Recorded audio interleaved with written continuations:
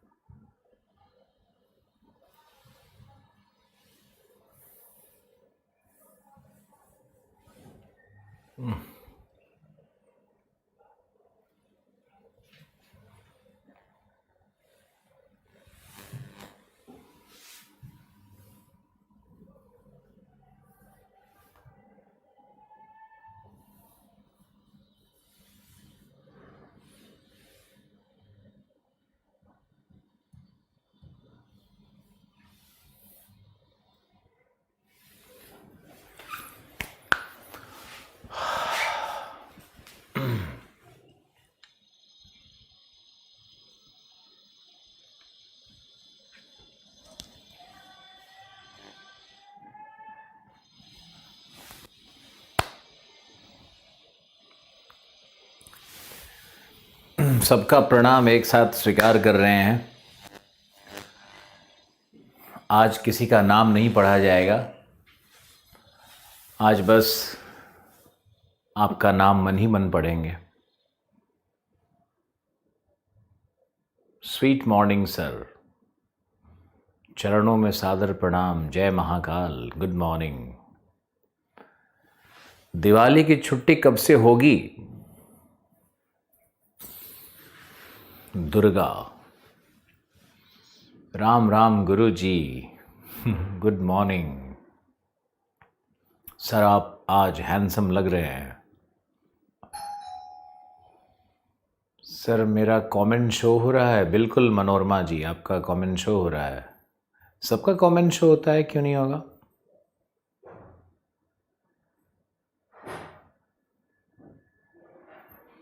पराठा में 1 लाख जीत लिया।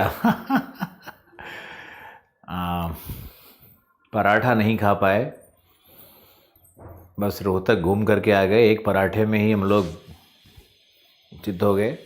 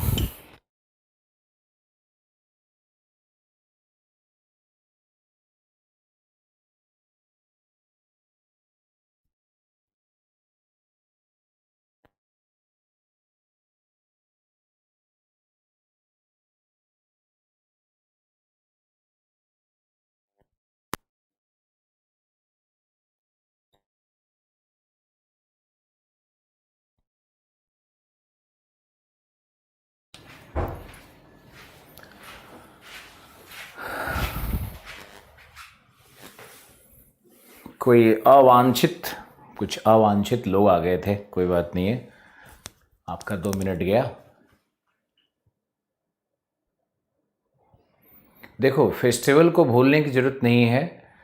फेस्टिवल आते हैं तो उनको सेलिब्रेट करना चाहिए, लेकिन यूपीएससी को भूलने की ज़रूरत नहीं है। अगर आप फेस्टिवल सेलिब्रेट भी कर रहे हो तो पूरी तरह से ऑफ नहीं होना है। आपका जो पढ़ाई करने का जो एक शेड्यूल है वो शेड्यूल चलते रहना चाहिए। हम ये नहीं कह रहे हैं कि दिवाली को भी आप पढ़ो, चलो दिवाली को एक दिन छुट्टी कर लो, एक दिन ब्रेक ले लो, लेकिन दिवाली के नेक्स्ट डे आपको पढ़ना चाहिए, दिवाली की एक दिन पहले पढ़ना चाहिए। और कोशिश करो कि दिवाली के दिन में भी कुछ करंट अफेयर या कुछ ऐसा कुछ न्यूज़पेपर ही सही उसको पढ़ना चाहिए, है ना। आज आपसे एक विशेष बात करनी है और वो बात करनी है न्यूज़पेपर को कैसे पढ़ें इसके विषय में। बस हम 10 सेकंड में प्रकट होते हैं आपके सामने न्यूज़पेपर लेकर के।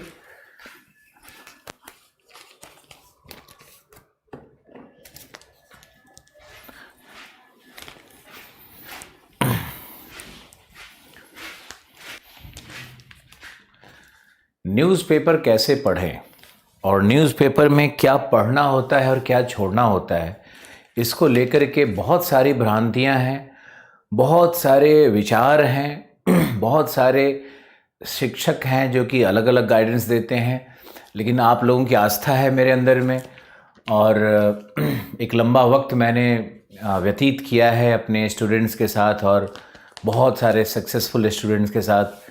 तो मेरा अपना एक अनुभव है और उस अनुभव और सच्चाई के आधार पर आज आपको सीखना है कि न्यूज़पेपर कैसे पढ़ा जाए। ये देखो हमारे पास है हिंदू न्यूज़पेपर, और सभी लोग एसएमएस लिखना बंद कर दो। और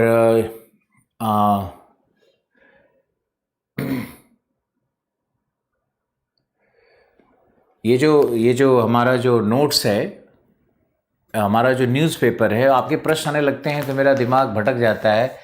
करंट अफेयर में जो टीचर ने पढ़ाया और जो हमारा नोट्स गया, उसमें अगर कुछ अंतर आता है तो ये बहुत अच्छी बात है, क्योंकि उससे आपको ज़्यादा टॉपिक्स कवरेज मिलेगा। और जो टीचर ने पढ़ाया वो आप थोड़ा बहुत इंटरनेट पे सर्च करोगे तो मिल जाएगा। कई बार शिक्षक जो टॉपिक्स लेकर के आते हैं और जो हमारी रिसर्च टीम सोचती है कि ये टॉपिक भी इम्पॉर्टेंट है, तो वो टॉपिक भी आपको दिया जाता है। तो ये कोई आवश्यक नहीं है कि जो टीचर पढ़ाएं हर बार वही टॉपिक का नोट्स मिले, क्योंकि उससे करंट अफेयर उससे हट कर के भी होता है ना। तो आपको इसमें इतना सोचने का ज़रूरत नहीं है। अगली बार से जो टीचर पढ़ाएंगे वो भी नोट्स में रहेगा और उसके अतिरिक्त भी नोट्स में रहेगा। और करंट अफेयर में आप लोग सब ध्यान से सुनो। पहले करंट अफेयर में 2 तरह की चीज़ें होती है। पहला होता है न्यूज़ एंड इवेंट, कि न्यूज़ है, इवेंट है, दिन प्रतिदिन का न्यूज़ इवेंट है।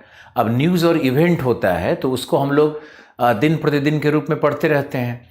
लेकिन बहुत सारा ऐसा गूढ़ विषय होता है, गहरे विषय होते हैं, जो कि संवैधानिक आधार पे होते हैं, जो कि वैज्ञानिक आधार पे होते हैं, जो परंपरागत होते हैं, जिन विषयों का आधार मूल विषय होता है।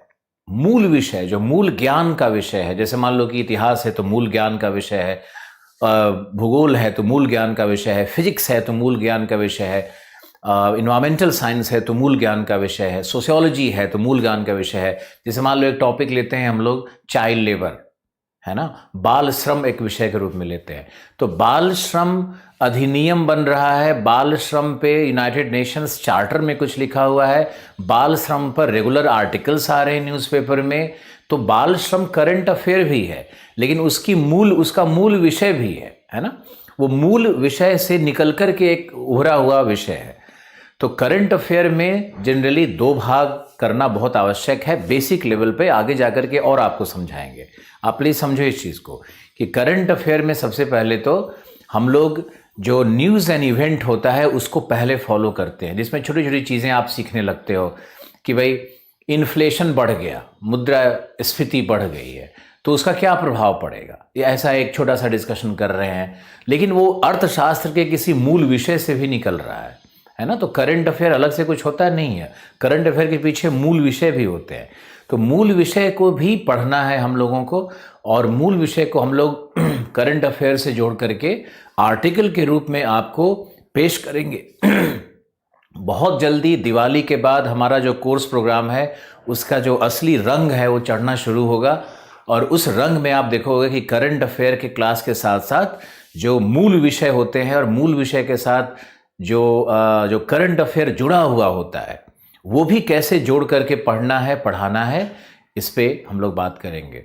ओके, तो अभी तो 20-22 तारीख तक, 20 तक जो छठ पूजा का चल रहा है, त्यौहार होगा, दिवाली होगा, लोगों का बिल्कुल मूड अलग हो गया है, स्टाफ का भी मूड अलग हो जाता है, छुट्टियां होने लगती है चारों तरफ। तो इस माहौल में अभी वो जो अपना बेस्ट है वो निकल करके कभी नहीं आएगा, ना आपका आएगा ना हमारा आएगा। तो हमारा 20 तारीख के बाद जो कोर्स प्रोग्राम होगा उसमें करंट अफेयर के साथ साथ जो आर्टिकल्स होते हैं, जो इश्यूज होते हैं, जो समकालीन मुद्दे होते हैं, जो समसामयिकी होते हैं, जिसमें चिंतन होता है, जिसमें विचारधाराएं होती है, जिसमें कई सारे वस्तुनिष्ठ और बहुत सारे विषयगत सब्जेक्टिव एनालिसिस होते हैं, विश्लेषण होते हैं, उस तरह के विषयों को लेकर के भी आया जाएगा।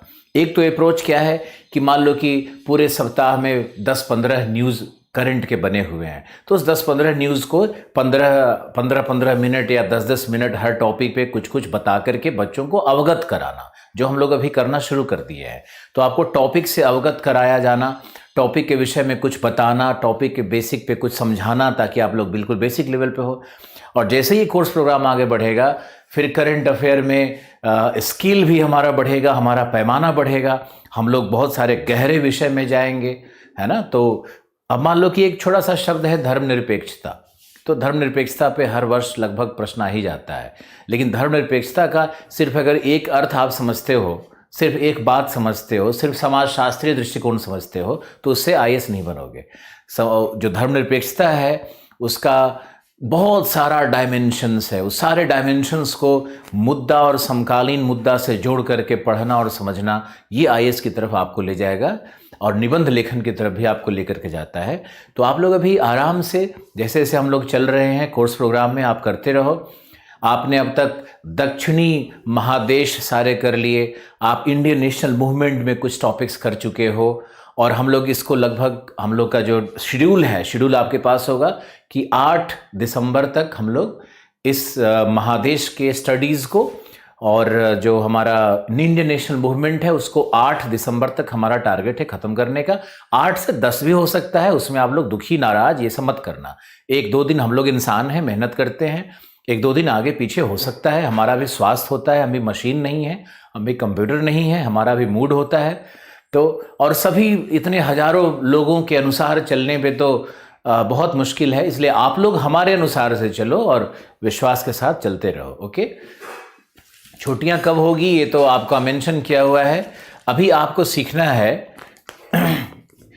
सीखना है कि आज मेरा एजेंडा ही है आप लोगों को सिखाना कि हम लोग न्यूज़पेपर में क्या पढ़ते हैं, न्यूज़पेपर में क्या महत्वपूर्ण होता है, न्यूज़पेपर में से कैसे पढ़ा जाए, और न्यूज़पेपर से क्या क्या नोट्स बनाने होते हैं, न्यूज़पेपर से कैसे नोट्स बनाया जाएगा, न्यूज़पेपर को कैसे पढ़ा जाएगा, न्यूज़पेपर पढ़ने की तकनीक क्या है, कौन से न्यूज़पेपर पढ़ें, कौन से न्यूज़ एंड इवेंट को पढ़ा जाए।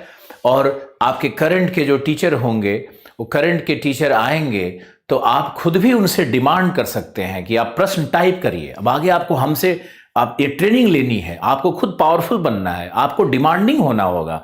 शिक्षकों के पास बहुत ज्ञान होता है, मैंने देखा है, शिक्षकों के पास बहुत ज्ञान है, अथाह ज्ञान है, लेकिन जब बच्चे डिमांड नहीं करते हैं तब शिक्षक भी वो काम नहीं करते हैं, चुपचाप निकल जाते हैं। इसलिए डिमांडिंग आपको होना पड़ेगा, मांगना आपको पड़ेगा। एक बात आप भी याद रखो, माँ भी उसी बच्चे को दूध पिलाती है जो बच्चा रोता है। आपने सुना, माँ भी उसी बच्चे को ज्यादा दूध पिलाती है जो बच्चा रोता है, यानी बच्चा डिमांड करता है। तो जब तक आप डिमांड करना नहीं सीखोगे, लेकिन वो डिमांड ऐसा नहीं होना चाहिए कि आप किसी का मजाक उड़ा रहे हो या किसी को हर्ट कर रहे हो, किसी के ईगो को हर्ट कर रहे हो, या किसी के लिए आप गलत शब्द का प्रयोग कर रहे हो। इस तरह का नहीं करना है आपको। आप सब हमारे बहुत अच्छे स्टूडेंट हो, बहुत प्यार करते हो, बहुत रिस्पेक्ट करते हो और बहुत श्रद्धा से पढ़ रहे हो, ये मुझे बहुत अद्भुत खुशी देती है, बड़ा नया सा अनुभव हो रहा है। और आप लोग हमारे शिक्षकों से डिमांड क्वेश्चन के फॉर्म में करोगे तो बहुत अच्छा रहेगा। लेकिन आपको याद रखना है कि 20 के बाद, दिवाली और छठ पूजा के बाद जो समय आएगा उसमें आपको अपनी इंटेंसिटी को, अपनी गहनता को, अपने पढ़ने के ताकत को, इन सबों को थोड़ा तेज करना होगा और कब एक्सेलरेट करना है, कब त्वरण लाना है, कब गतिमान हो जाना है, ये आपको हम बार बार बताते रहेंगे। और करंट अफेयर में जैसा मैंने आपको कहा कि करंट इवेंट और न्यूज़ का भी चल रहा है क्लास, और जो विशद विश्लेषण होता है, जो समसामयिकी मुद्दे होते हैं, जो समकालीन समस्याएं होती है, आप देर से क्लास ज्वाइन करते हो और वहां से टाइप कर देते हो कि कौन सा टॉपिक चल रहा है बताओ, तुम्हारे नौकर हैं क्या? एक तो समय पे आया करो। पंकज कुमार, आप बहुत अच्छा लिखते हो मेरे लिए, रोज लव यू सर लिखते हो, लेकिन उसका ये मतलब नहीं होता है कि आप कुछ भी वहां से कौन सा टॉपिक पढ़ा रहे हो सर बताओ। कोई टॉपिक नहीं पढ़ा रहे हैं, हम आपके मेंटर गाइड हैं। तो आज आपको बता रहे हैं कि न्यूज़पेपर कैसे पढ़ा जाए। ओके, और 20 के बाद हम लोग करंट अफेयर पे वीक में क्लास जो चल रहा है उसमें और भी नए डायमेंशंस को ऐड करने वाले हैं। ओके, आप लोग को अब दिखाते हैं, ये हमारा आज का न्यूज़पेपर है। ओके,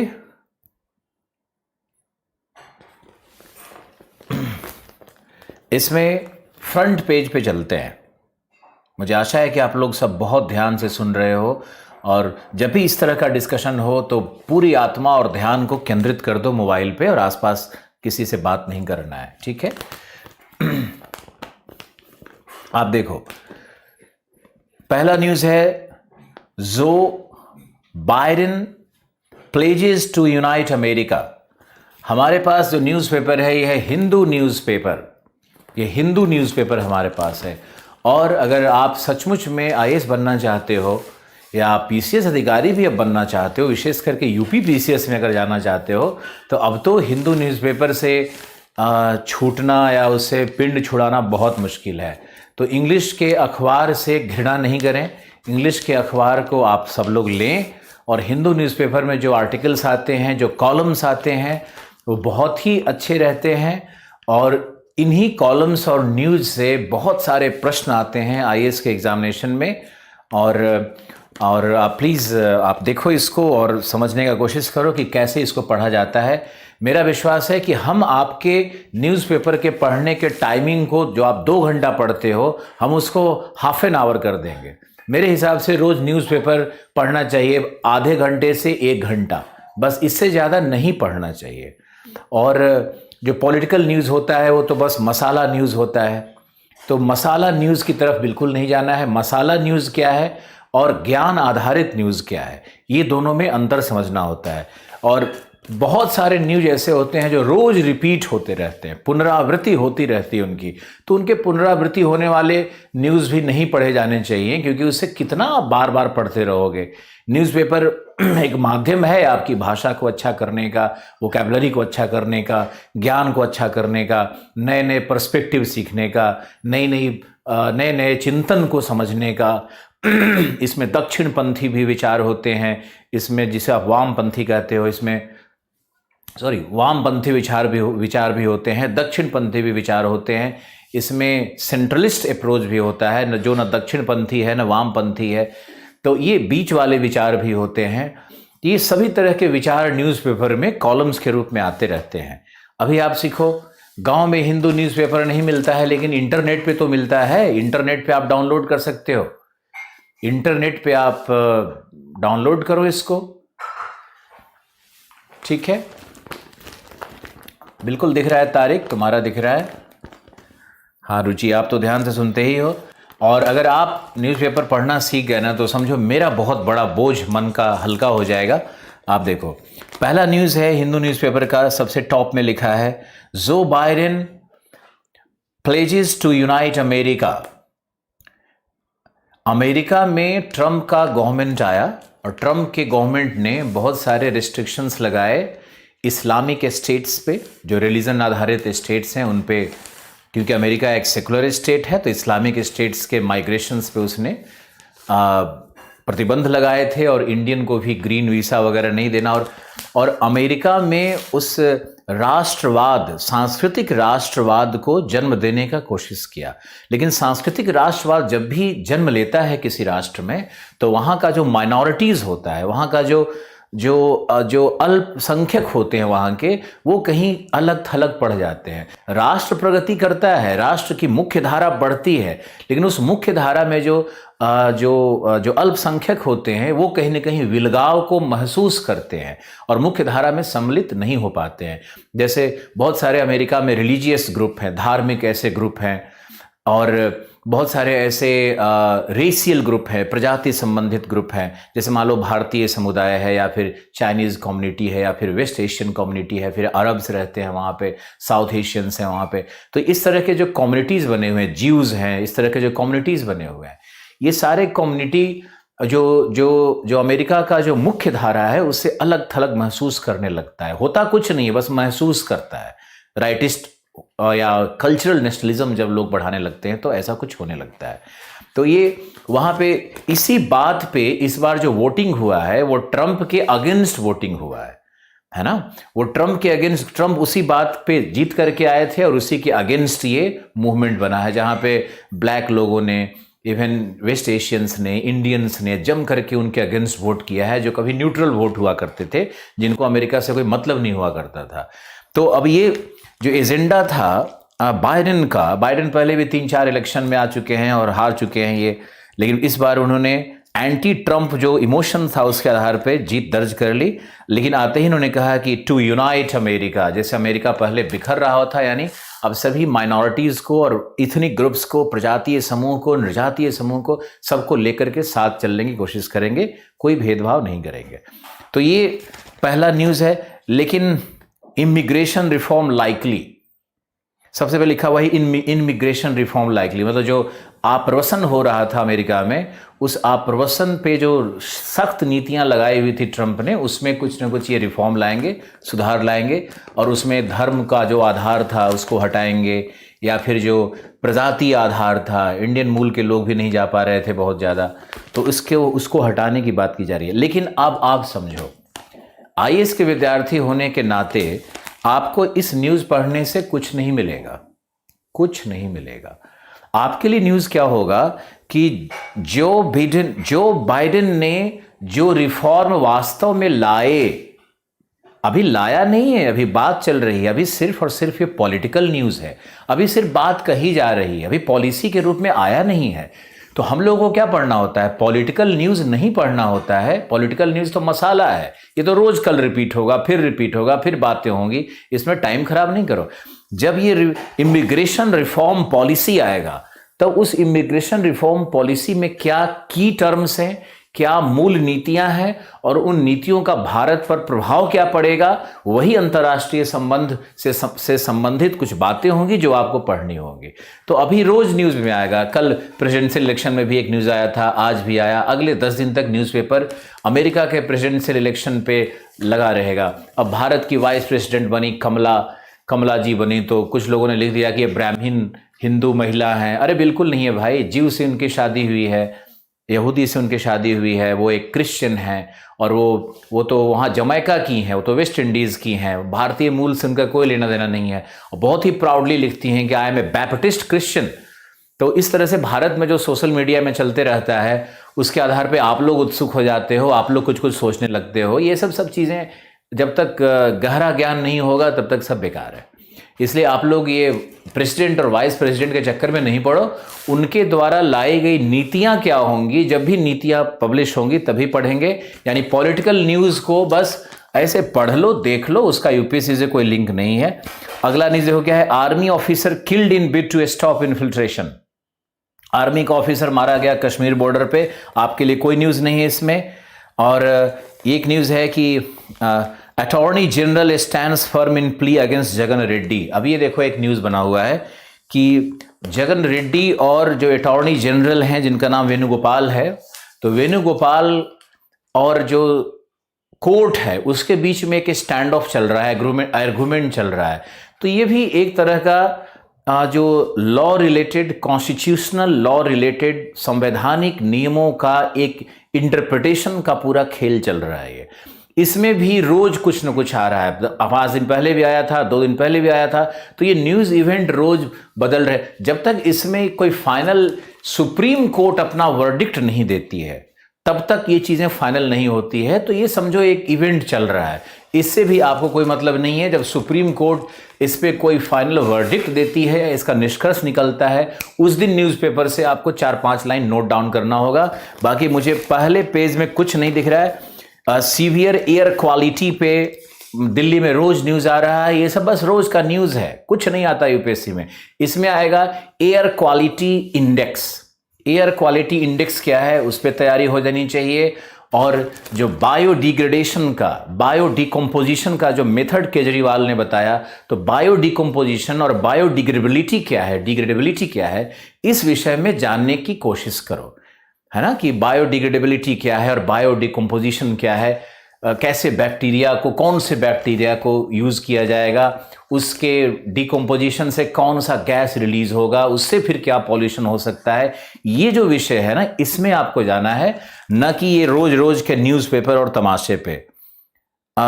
कमलाज विक्ट्री में उसका गांव में प्रोटेस्ट हो गया, तो corps commander talks were candid constructive, Indian Chinese army के बीच में रोज बात चल रही है। तो कभी सुपर कॉप्स जो हमारे जो ब्रिगेडियर होते हैं, तो कोई कमांडर है, वो लोग का मीटिंग चलते रहता है। हम लोगों को कुछ नहीं करना है यार, आप मेरी बात मानो, आप मेरे बच्चे हो, आपको सच बता रहे हैं कि पेज 1 से ये सिर्फ रोज का समाचार छपा हुआ है, इससे यूपीएससी के लिए निष्कर्षता कुछ निकल करके नहीं आ रहा है। और पेज 1 पे जितना आप टाइम दोगे उतना टाइम खराब होगा। आप बस हेडलाइंस देख लिया करो कि हाँ जी ये चल रहा है, केजरीवाल ने ये बोल दिया जी, प्राइम मिनिस्टर ने ये बोल दिया, जो बाइडेन ने ये बोल दिया, वो मारे गए, ऐसे ही बस देख लिया करो, मूल विषय नहीं है वो। अब देखो लिखा है Haryana CM takes U turn on cracker ban, तो 7 अरेस्टेड, फिर ऐड है सॉरी, फिर लिखा है students protest against delay in scholarship delay हो गया, तो record single day spike in कोविड-19 का जो केस चल रहा है दिल्ली में, वो बहुत ज़्यादा बढ़ रहा है। No death due to dengue this year, CM कुछ नहीं है। ये एजुकेशन प्लस में आया हुआ है, ब्रेक द ट्रेडिशनल रिदम, ये सब कुछ नहीं पढ़ना है आपको। इसमें एजुकेशनल प्लस में बस यही है कि भाई आपको कैसे पढ़ना चाहिए। तो यूके कॉल सेंटर्स पे कुछ आया हुआ है, फॉरेन स्टूडेंट का मुद्दा है कि कैसे बाहर में एडमिशन ले, सब कुछ नहीं करना है। उत्तराखंड के ऊपर में एक पेज आया हुआ है, कुछ नहीं पढ़ना है आपको। एएमयू पे आया हुआ है pensioners write to president, Punjab CM seeks intervention of Shah to restore rail services, Punjab में रेल का सर्विस कैसे होगा। तो हरियाणा स्पीकर ने हुडा पर रिमार्क क्या कर दिया, तो businessman kin want boundary on IPS officer, ये सब घूस वूस का घटना है। Guwahati zoo new home to rescue exotic animals. अब देखो इसी न्यूज़पेपर के 6ठे पेज में, यानी पहले से लेकर के 6ठे पेज तक मुझे कोई न्यूज़ नहीं दिखा है, आपको भी नहीं दिखना चाहिए। वो पॉलिटिकल इवेंट्स है, वो कहानी है, रोज का रिपीटेशन है। उसमें जब तक कोई बहुत मेजर जजमेंट नहीं आता है, कोई मेजर पॉलिसीज नहीं बनता है। हम लोग आईएएस के विद्यार्थी, आईएएस के टीचर, जब कोई पॉलिसीज आ जाता है, जब कोई ऑफिशियल डिक्लेरेशन होगा पॉलिसी का, या जब कमीशन का रिपोर्ट आ जाएगा, या फिर जैसे मान लो कि कोई एमओयू साइन हो गया कहीं पर, है ना, जैसे चाइना वाले बॉर्डर में कुछ हमारा बड़ा समझौता हो गया, तो ये जब चीज़ों इवेंट का जब निष्कर्ष निकलता है, जो निष्कर्ष होता है वो यूपीएससी है, इवेंट यूपीएससी नहीं है। रोज कुछ ना कुछ होगा, इवेंट में जाओगे, घटनाक्रम में जाओगे, रोज घटनाएं घट रही है, तो रोज घटना पढ़ोगे क्या? घटना नहीं पढ़ना है। घटना का निराकरण क्या है, घटना के निराकरण के मैकेनिज्म्स क्या है, क्रियाविधियां क्या है, कॉन्स्टिट्यूशनल प्रोविजंस क्या है, ये हम लोग पढ़ेंगे। आप समझ रहे हो हमारी बात, कि आप हम लोग न्यूज और इवेंट पढ़ करके मजा लेने की कोई जरूरत नहीं है। अब देखो यहां पर आया है Guwahati zoo new home to rescued exotic animals. अब यहाँ पे मैकॉज और कैपुचिन मंकीज का जिक्र किया हुआ है। Even a kangaroo were smuggled in from Myanmar. अब मैकॉज और कैपुचिन मंकीज, ये दोनों का जिक्र आया हुआ है हिंदू न्यूज़पेपर में, और इसमें आया हुआ है एग्जॉटिक एनिमल के रूप में। इसको जो बाहर इंडोरिक मतलब इन सीटू, स्वस्थानिक, यानी जो उसी प्रदेश में, उसी पारिस्थितिक तंत्र में उत्पन्न हुआ हो, वो इंडोरिक हो गया। जैसे आपके गांव में जो मैना पक्षी है, वो इंडोरिक है, वो आपके वहीं का जन्म लिया हुआ पक्षी है, उसी मिट्टी से, वायु से, वही जल से, वहीं से बना हुआ है वो। लेकिन जो एग्जॉटिक होते हैं वो बाहर से आने वाले होते हैं। तो तो एग्जॉटिक का मतलब है जो एक्स सीटू, जो बाहर से गैर स्थानिक होते हैं, उसमें मैकॉज और कैपुचिन मंकीज के विषय में बात किया जा रहा है। तो ये जो दो है ना, इन दोनों के विषय में जानने की कोशिश करो और उस अभयारण्य के विषय में जानने की कोशिश करो जहां पर असम में इनको लाया गया है। आपका आज का ये पहला छोटा सा न्यूज बनेगा जो आप 5 लाइन में लिखोगे पेज नंबर 6 से, और बाकी 5 पेज कुछ नहीं था। पेज नंबर 7वां देखो, 7वें में एडवर्टीजमेंट है और कुछ नहीं है। अब ये क्या है ना कि हम लोग ये 7 पेज तो ऐसे ही निकल गए, वहां से एक छोटा सा न्यूज मिला हम लोगों को, और बाकी सब आप बिलीव करो बाकी सारी चीजें हैं वो पॉलिटिकल इवेंट्स हैं। अब बहुत सारे लोग तर्क करने बैठ जाएंगे, अरे पॉलिटिकल इवेंट्स नहीं समझोगे तो नीतियां कैसे समझोगे। अरे भाई हम समझ लेंगे नीतियों को। पॉलिटिकल इवेंट्स क्या होता है कि एक ही बार एक छोटी सी कहानी कह दी जाए तो कहानी में पिछले 30 दिनों का ड्रामा खत्म हो जाता है ना। अब मान लो कि बिहार इलेक्शन चल रहा है तो रोज नीतीश जी कुछ स्टेटमेंट दे रहे हैं, तो तेजस्वी यादव स्टेटमेंट दे रहे हैं, तो अन्य पार्टियां, तुम इसको पढ़ करके क्या करोगे? कुछ नहीं करोगे। आपका यूपीएससी का इससे क्या लेना देना है? कुछ नहीं है। लेकिन कुछ लोग आपको समझाएंगे कि अरे पढ़ोगे तभी वहां की सामाजिक दशाओं को समझोगे, वहां के राजनीतिक दशाओं को समझोगे। आप कहो मुझे नहीं समझना है भैया, मुझे तो सीधे ये समझना है कि जो इलेक्टोरल प्रोसेस है वो कैसे हुआ, इलेक्शन कमीशन के कौन कौन से पावर्स थे, कौन कौन से पावर्स का इन्फ्रिंजमेंट हुआ। मुझे तो ये समझना है कि जो स्टार कैंपेनर का कॉन्सेप्ट था जिसमें सुप्रीम कोर्ट ने कुछ कहा, वो क्या था, और स्टार कैंपेनर का कॉन्सेप्ट कितना लीगल है, वैधानिक है, मुझे ये समझना है। मुझे ये नहीं समझना है कि नीतीश कुमार ने क्या कहा और तेजस्वी यादव ने क्या कहा और किसने कितना एम्प्लॉयमेंट का बात कर दिया, 10 लाख ये बोल दिया, 18 लाख वो बोल दिया, मोदी जी जाकर के क्या भाषण देकर के आए। ये हमारे यूपीएससी का विषय नहीं होता है। हमारा यूपीएससी का विषय होता है जब कोई चीफ मिनिस्टर बन जाएगा और उस प्रदेश के लिए कुछ ऐसा यूनिक योजना लाएगा, मान लो स्त्री के विकास के लिए कोई यूनिक योजना लाता है और वो योजना का अनुसरण पूरा देश करता है, तो जब पूरा देश उसका अनुसरण करता है तब फिर जाकर के वो हाईलाइटेड हो जाता है और वो यूपीएससी का विषय बनेगा, न कि इस तरह का रोज का न्यूज इवेंट। आईपीएल का न्यूज कोई न्यूज है क्या? क्रिकेट का न्यूज और खेल का न्यूज क्या है? वो टाइम खराब करने वाली बात है, वो तो बस आप टाइम खराब कर रहे हो। अब देखो हम लोग आते हैं पेज नंबर 8, और पेज नंबर 8 पे बड़े ही गर्व से लिखा रहता है एडिटोरियल, और किसी भी न्यूज़पेपर का आत्मा यही है।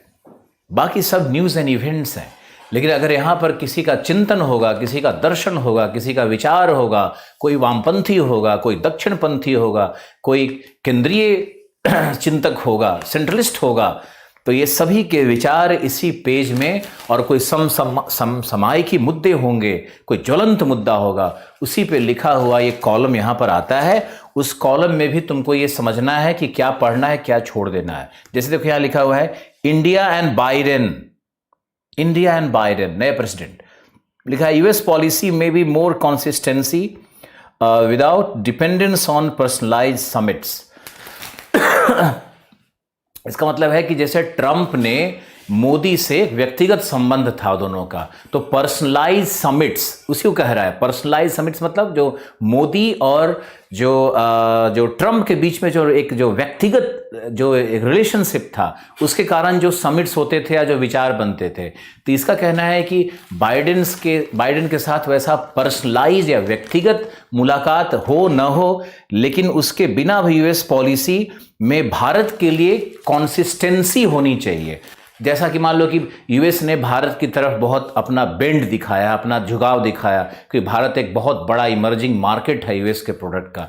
दूसरा, यूएस एक डिफेंस का बहुत बड़ा मैन्युफैक्चरर है, तो डिफेंस का बहुत बड़ा मार्केट भारत बन चुका है। तीसरा, चाइना को अगर कंट्रोल करना है, चाइना को अगर नियंत्रित करना है as a super power grow करने के लिए, तो बहुत बड़ी आवश्यकता है अमेरिका की कि वो भारत का सहयोग ले। भारत चाइना के बिल्कुल अगेंस्ट सेम पॉपुलेशन और लगभग सेम इकोनॉमी पे खड़ा एक राष्ट्र है, तो ये बहुत जरूरी है। फिर क्या है कि साउथ ईस्ट एशिया से अगर ट्रेड करना है, साउथ ईस्ट एशिया से अगर ट्रेड करना है, तो उसको इंडियन ओशन से निकलना ही होगा, और भारत उसका ट्रेडिंग पार्टनर हो सकता है कि उसके जहाज को रिफ्यूलिंग स्टेशंस तेल भरना, उस वहाँ पे उसका डॉलर का एक्सचेंज, ये सब जो सिंगापुर में होता है वो यहाँ हो सकता है, भारत में भी हो सकता है। तो भारत एक स्ट्रेटेजिक पार्टनर भी बन सकता है, एक इकोनॉमिक अलायंस भी कर सकता है, आर्थिक शक्ति बन करके भी चीन के साथ, यूएस के साथ रह सकता है। और दक्षिण पूर्व एशिया की भू राजनीति पर भी भारत का प्रभाव है, और भारत का प्रभाव वेस्ट एशिया के एनर्जी क्राइसिस, जिसको हम लोग ऊर्जा संकट कह रहे हैं, कि ऊर्जा का सारा स्रोत वेस्ट एशिया है। तो जो पेट्रोलियम और नेचुरल गैस का जो खजाना है हमारा छुपा हुआ वेस्ट एशिया में, अरब के देशों में, तो उन अरब देशों पे भी भारत का अपना एक प्रभाव है, एक व्यक्तित्व है, एक पूरा ऐतिहासिक लिंक है वहां से बना हुआ। तो भारत बहुत केंद्र में है अमेरिका के रिलेशनशिप में, लेकिन कंसिस्टेंसी नहीं रहता है।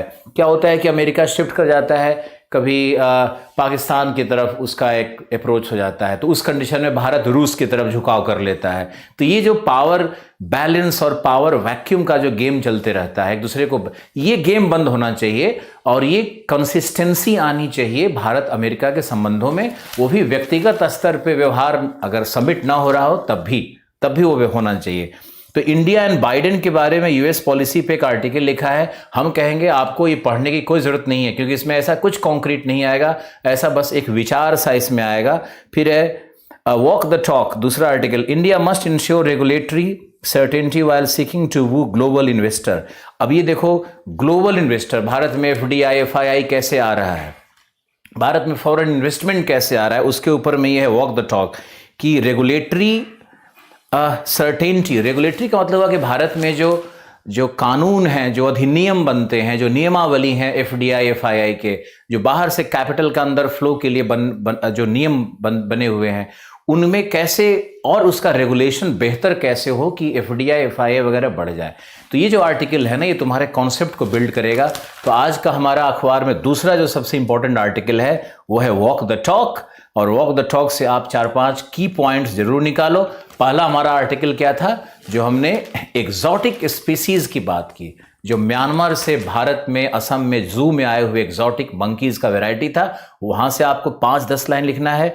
और ये जो वॉक द टॉक आर्टिकल आया है वो रेगुलेटरी सर्टेनिटी पे आया है ग्लोबल इन्वेस्टर के लिए, तो बहुत इंपॉर्टेंट मुद्दा है ये, और ये दूसरा आर्टिकल हमारा होगा। अब देखो इसी में हम देखते हैं, तो US vote is about building back better, ये तो यूएस वोट के ऊपर में आर्टिकल आया हुआ है, ये भी किसी व्यक्ति का है, नारायण लक्ष्मण जी का आर्टिकल है, और इनका व्यक्तिगत मत है। इस तरह के आर्टिकल्स अभी 1 महीने लगातार आते रहेंगे, उसमें कुछ नहीं रहेगा, उसमें बस यही रहेगा, एक छोटी सी बात रहेगी कि जो नेशनलिस्ट अप्रोच था ट्रंप का वो कैसे गलत था, वो कैसे इनसेकुलर था, वो कैसे माइनॉरिटीज़ को मेन स्ट्रीम से अलग करता है, वो कैसे जो अल्पसंख्यक हैं उनको विलगाव करता है, सांस्कृतिक साम्राज्यवाद क्या है, तो सांस्कृतिक राष्ट्रवाद क्या है, ये कैसे गलत है। इसी पे आर्टिकल्स आते रहेगा और ये पढ़ करके 1-2 महीने में पक जाओगे और कोई फायदा नहीं होगा, तो ये छोड़ दो। ये देखो फिर ये है turning the spotlight on America's election custodian. आप देखो कि सारे आर्टिकल्स अमेरिका के ऊपर में आ रहे हैं, अमेरिकन इलेक्शन पे आ रहे हैं। क्या आपको लगता है, क्या आपको ऐसा लगता है कि अमेरिका के ऊपर में इतने आर्टिकल्स पढ़ने से आईएएस में एक भी प्रश्न आएगा? जवाब दो, बिल्कुल नहीं आएगा, बिल्कुल नहीं आएगा। अमेरिका में इलेक्टोरल का जो प्रेसिडेंशियल इलेक्शन में जो इलेक्टोरल प्रोसीजर है, जो वहाँ राष्ट्रपति चुनाव करने की जो मेथड है, जो विधि है, उससे भी उसको सीखना बहुत जरूरी है कि कैसे वहां पे पॉइंट से सिस्टम से कैसे वोट होता है, डायरेक्ट इलेक्शन कैसे होता है प्रेसिडेंट का, हमारे यहाँ इनडायरेक्ट इलेक्शन कैसे होता है, इसका कंपैरिजन करना ये यूपीएससी होगा। और रोज एक ही विचार सुनना कि ट्रंप ने ये गलती की और बिडेन ने ये किया और बाइडेन ये करेगा, इसको करने से क्या फायदा है। बाइडेन साहब जब पॉलिसी बनाएंगे, जब यूपीएससी का मेंस देने हम लोग जाएंगे, उस समय देख लेंगे कि क्या पॉलिसी बनी थी। आज टाइम खराब करने की कोई आवश्यकता नहीं है। लोग आपको समझाएंगे कि अरे ये सब पढ़ते रहने से कॉन्सेप्ट बिल्डिंग होता है, कुछ नहीं होता है, टाइम खराब होता है। कॉन्सेप्ट ऐसा कुछ है ही नहीं इसमें, ये कोई क्वांटम फिजिक्स नहीं है, ये कोई मैथमेटिक्स का मैट्रिक्स नहीं है जो इसको पढ़ करके और बिल्डअप करते रहना है। आपको कुछ नहीं करना है। एक कॉमन स्टूडेंट, एक कॉमन ह्यूमन माइंड, अगर उसको छोटी सी कहानी समझा दी जाए, अगर उसको 4 अच्छा लाइन लिखवा दिया जाए, उतना पढ़ करके ही वो समझ जाता है। ये कोई मैथमेटिक्स और फिजिक्स नहीं है ना। तो आप इसमें टाइम, मेरे लिए तो सबसे इंपॉर्टेंट चीज क्या है, टाइम तुम्हारा, कि टाइम तुम्हारे पास 24 घंटा है, उसका इन्वेस्टमेंट कैसे कर रहे हो, उस टाइम का तुम निवेश कैसे कर रहे हो, कितने घंटे बकवास सोच रहे हो, कितने घंटे दूसरे को गाली गलौज कर रहे हो, कितने घंटे जल भुने बैठे हो, कितने घंटे तुमको खाना पसंद नहीं आ रहा है, कितने घंटे तक तुम अपने दोस्त से नाराज हो, कितने घंटे तक माँ बाप को कोस रहे हो, कितने घंटे तक अपने आर्थिक अभाव का रोना रो रहे हो, कितने घंटे तक टेक्नोलॉजी का प्रॉब्लम हो गया करियर व्हील में तो उसको उस पर झुंझलाए बैठे हो। अपना इमोशनल इन्वेस्टमेंट, अपनी भावना का इन्वेस्टमेंट कहाँ कर रहे हो, अपने समय का इन्वेस्टमेंट कहाँ कर रहे हो, ये बहुत ज़रूरी है समझना आप लोगों को।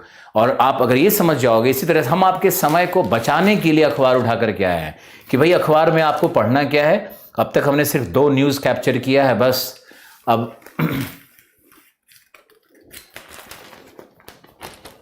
इंग्लिश में न्यूज़पेपर नहीं पढ़ पाते हो लेकिन पढ़ना पड़ेगा। इंग्लिश न्यूज़पेपर पढ़ने में कोई नुकसान नहीं है, कैसे पढ़ना हम बताएंगे आपको।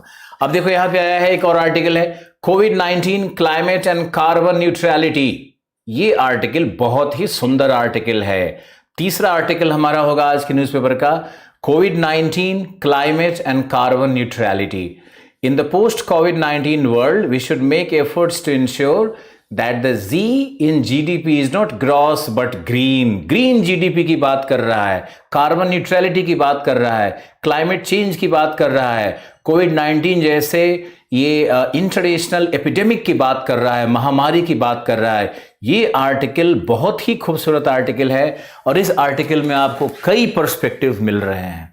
आप बताओ, जीडीपी की जगह कह रहा है कि जीडीपी में जो जी है उसको ग्रॉस डोमेस्टिक प्रोडक्ट ना लिख करके इन्होंने लिखने पर ग्रीन डोमेस्टिक प्रोडक्ट, यानी कैसे पृथ्वी को सेव द अर्थ, पृथ्वी को बचाने का जो मुहिम चल रहा है ना, ये जो क्लाइमेट चेंज और ग्लोबल वार्मिंग और निर्वनीकरण और मृदा क्षरण, इस तरह के जो प्रदूषण, इस तरह की जो भीषण घटनाएं घट रही है औद्योगिक क्रांति के बाद, नगरीकरण क्रांति के बाद, जनसंख्या विस्फोट के बाद, तो ये जो सारी घटनाएं घट रही है उसके ऊपर जितने अर्थ समिट हुए हैं उन सब का निष्कर्ष कहीं न कहीं अब जाकर के यही बनने लगा है कि एपिडेमिक्स, कोविड-19 एपिडेमिक्स, क्लाइमेट चेंज और कार्बन न्यूट्रलिटी क्या है, और उसमें फिर आकर के ये ग्रीन जीडीपी, इसकी बात की जा रही है। तो आपको ये समझना होगा, ये आर्टिकल भी जयराम नरेश ने लिखा है, जो कि बहुत बड़े इन्वायरमेंटलिस्ट है, कांग्रेस के हैं लेकिन इन्वायरमेंटलिस्ट हैं, और जयराम नरेश इन्वायरमेंटल मिनिस्टर भी रह चुके हैं।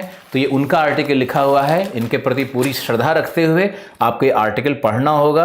और बहुत सुंदर बनाया हुआ आर्टिकल इन्होंने इकोलॉजिकल डिसइक्विलिब्रियम लिखा है, इकोलॉजिकल डिसइक्विलिब्रियम लिखा है। कल को यही एग्जामिनेशन में शब्द आ सकता है कि इकोलॉजिकल डिसइक्विलिब्रियम क्या है। वैसे सामान्य शब्द है, इक्विलिब्रियम होम्योस्टैटिक बैलेंस है ना, एक संतुलन है इकोसिस्टम में, उसको होम्योस्टैटिक बैलेंस कहते हैं, जो कि उस सिस्टम के, इकोसिस्टम के इंट्रोपी को, उसके विसंगतियों को, उसके एनर्जी फ्लो को, उसके न्यूट्रिएंट साइकिल को, उसमें जो हाइड्रोलॉजिकल साइकिल है, सबको मेंटेन करता है, सबका संतुलन बना करके रखता है।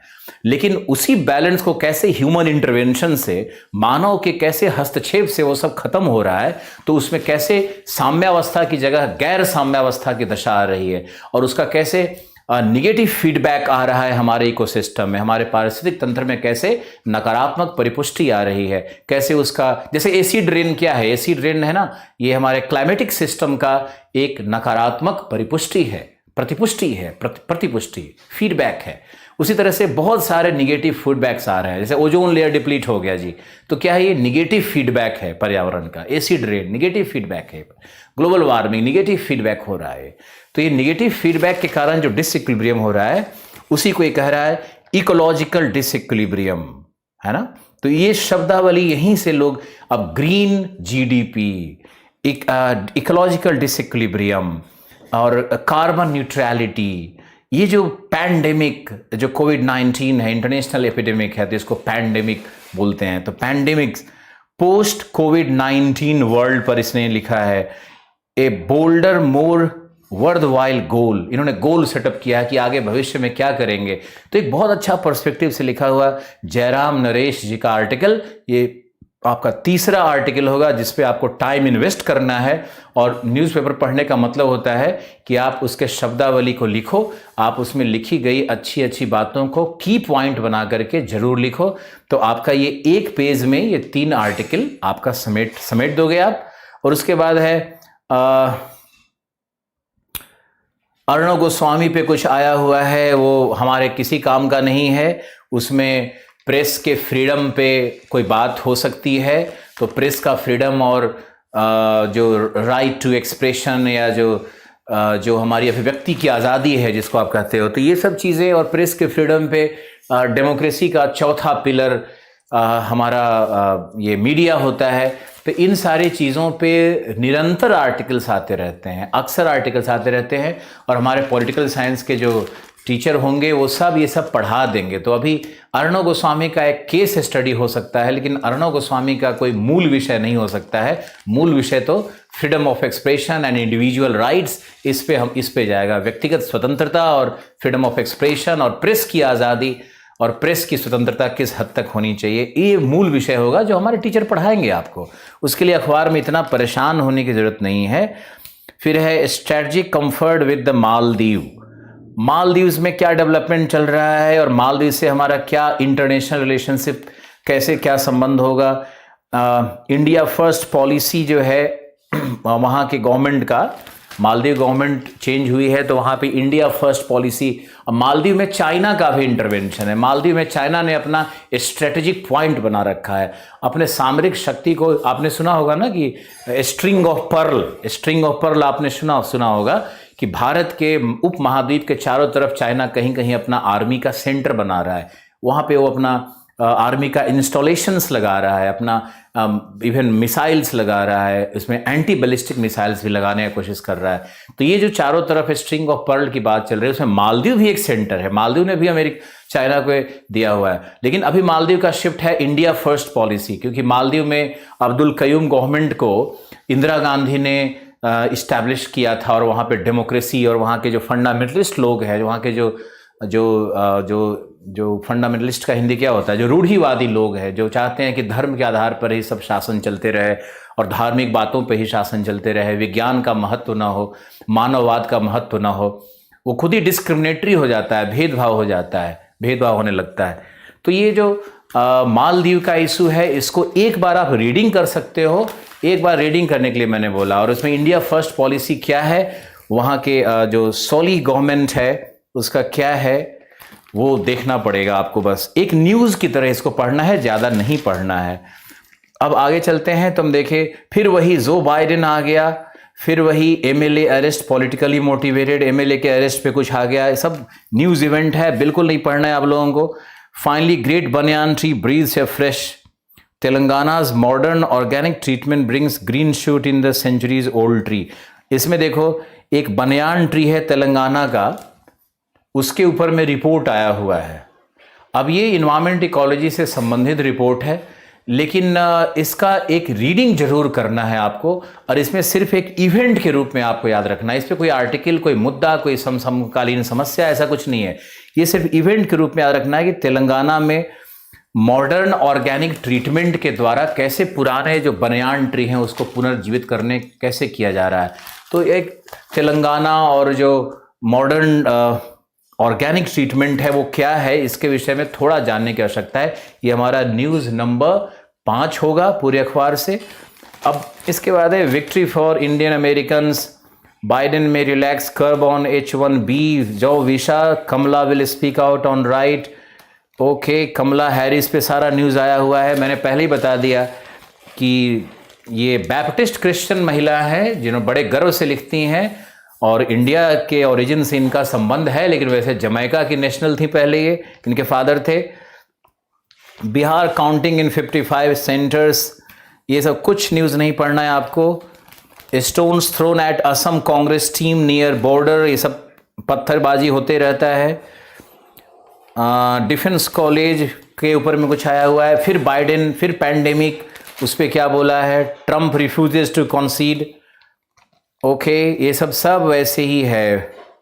म्यांमार में पॉल हो रहा है, सू की इज एक्सपेक्टेड टू विन। वहाँ की जो सू की है, ये सू की यहीं पे LSR lady Shri Ram college हमारे दिल्ली में ही है, वहीं पे इन्होंने पढ़ाई किया था, तो वहीं से पढ़ी। कोई न्यूज़ नहीं है, बस बर्मा जा रहा है इलेक्शन में, इतना ही। रिजल्ट आएगा उसके बाद देखा जाएगा उसका भारत पर क्या प्रभाव पड़ेगा। कुछ विशेष नहीं पड़ने वाला है, क्योंकि प्रो इंडियन गवर्नमेंट है स्यूकुई का, तो स्यूकुई के मूवमेंट पे भारत ने बहुत मदद किया उनको, 20 से 30 वर्ष तक उनका संघर्ष चला है, उसमें भी वो बहुत मदद करते रही है।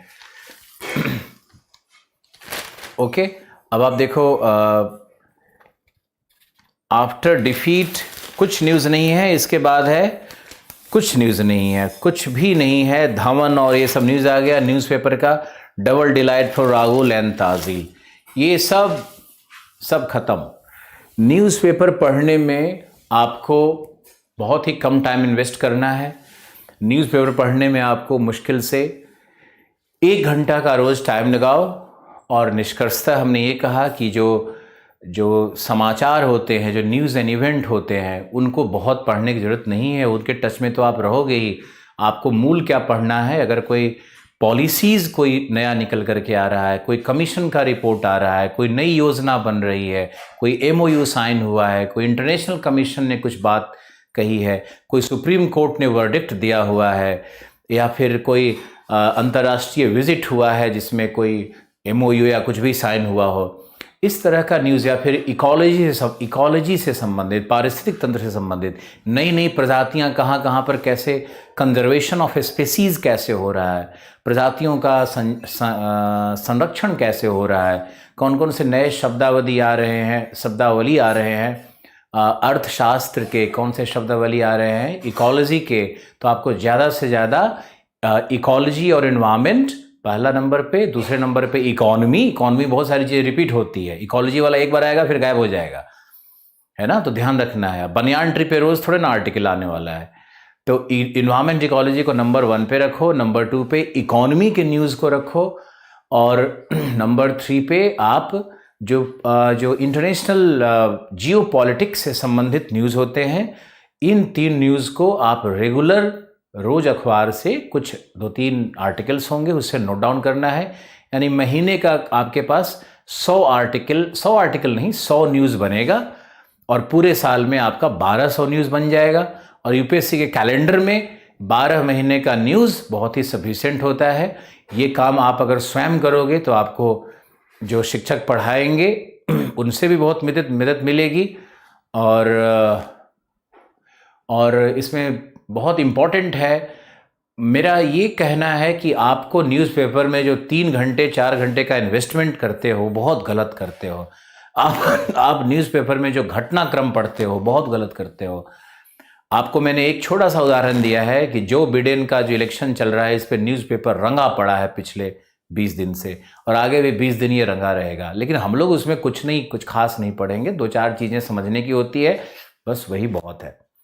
ठीक है, आज के लिए न्यूज़पेपर के विषय में आपके लिए इतना ही। ठीक है, आप न्यूज़पेपर में इसी तरह से 2-3 चीज़ों को पिक करो। एक बार और रिपीट कर देते हैं, कुछ बच्चे नहीं सुन पाए होंगे, शायद कह रहे हैं बार बार। हिंदू अगर हार्ड लगता है तो वो हार्ड नहीं लगेगा एक समय के बाद। जो हार्ड लगता है वही बाद में मीठा होता है। जो पहले ही दिन मीठा लगे वो समझो कि वो तुम्हारे लिए जहर बन जाएगा। याद रखो इस बात को। जो हार्ड लग रहा है, देखो हम बीच बीच में कितने कठोर शब्दों का प्रयोग करते हैं, कैसे डांट देते हैं, कैसे कड़े शब्दों को बोल देते हैं। तो ये ऐसा नहीं है कि उसके लिए मन में कोई दुर्भावना है किसी के लिए। आपको बस ये समझना है कि न्यूज़पेपर में हमारा इन्वेस्टमेंट 45 मिनट से 1 घंटे का होगा। दूसरा, न्यूज़पेपर से हम कम से कम 3 से 4 आर्टिकल को नोट डाउन करेंगे। तीसरा, वो जो आर्टिकल होगा उसमें से की पॉइंट और की शब्दावली को निकालेंगे, बाकी चीज़ नहीं लेंगे। और पांचवा, कि जो भी पॉलिटिकल इवेंट्स पे जो न्यूज़ चलता है वो सब न्यूज़ राजनीति से संबंधित और किसी का वक्तव्य है, किसी का विश्लेषण है, ये सब छोड़ देना है, ये सब कुछ नहीं करना है। बाकी लोग कहेंगे कि अरे तुम्हारे पर्सपेक्टिव का, तुम्हारे विचारधारा का, चिंतन का विकास होना चाहिए, तो बिल्कुल विकास नहीं होना चाहिए। कोई राजनीतिक चिंतन छात्रों का बिल्कुल नहीं होना चाहिए। हम लोग को न्यूट्रल होना है। हम लोगों को जो भी सरकार आएगी उस हर सरकार के पॉजिटिव एस्पेक्ट्स को देखना है। ब्यूरोक्रेसी का काम होता है जो नीतियां बनती है उस नीतियों को समर्थन करना। ब्यूरोक्रेसी का काम ये नहीं होता है कि वो विद्रोही हो, वो कुछ लिखे उल्टा पुल्टा और हर सरकार की आलोचना करे। आलोचना करना यूपीएससी के स्टूडेंट्स को या पब्लिक सर्वेंट को बिल्कुल सूट नहीं करता है। आप किसी भी सरकारी नीति का आलोचना नहीं करोगे आप किसी भी जो भी सरकार भारत में आएंगी या स्टेट लेवल पे आएंगी, आप उसकी अच्छी नीतियों का या भविष्य में संभावनाएं क्या है या कुछ सलाह क्या दे सकते हो, इन विषय पे आप सोचा करो, न कि वो गंदी राजनीति जो जाति और धर्म आधारित होती है उस पर बिल्कुल नहीं करना है। ओके।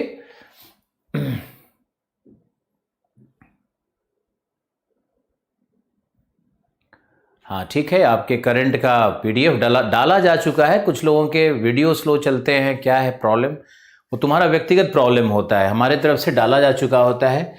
और अब आपको हम ले चलते हैं अपने वेस्ट एशिया की दुनिया में, जहाँ पे ये मैप हमसे बड़ा नहीं हो रहा है। आज क्या हो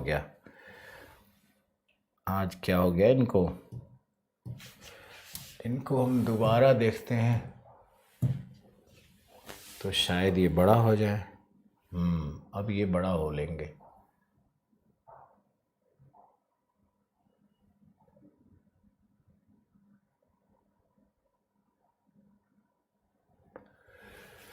ये रहा हमारा मैप और ये है हमारी, हमने कहाँ रख दिया,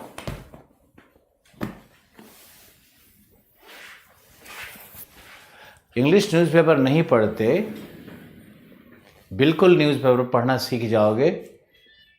कोई बात नहीं, कल क्लास जो सैटरडे को क्लास चला था उसमें दूसरा क्लास रजनीश जी का क्लास नहीं चला था। वो कुछ जो हमारे जो क्लरिकल लेवल पे लोग थे उन लोगों को कुछ गलतफहमी हो गई, उनको लगा कि सिर्फ करंट का ही क्लास है, इसलिए नहीं चल पाया था। अब यहाँ आपको पॉलिटिकल मैप में आओ, हमने आपको भौतिक मैप करवाया था, है ना, हमने आपको वेस्ट एशिया का भौतिक मैप करवाया था। तो भौतिक मैप को एक बार रिवाइज करवाते हैं, उससे आपको संतुष्टि भी होगी और आपको अंदर से ताकत भी महसूस होगा। प्लस जो लोग नए आए हैं उनके लिए कि हम लोग विश्व के मानचित्र का अध्ययन कर रहे हैं, विश्व के भू राजनीति को समझ रहे हैं, विश्व के संसाधन को समझते हैं, विश्व के राजनीतिक तंत्र को भी समझने की कोशिश करते हैं मैप के माध्यम से। बहुत ही आधारिक और बेसिक क्लासेस चल रही हैं आपकी, और इसके बिना यूपीएससी संभव नहीं है। और अब आपको हम पूरा दृश्य दिखाते हैं, आप लोग भी रिवाइज करो।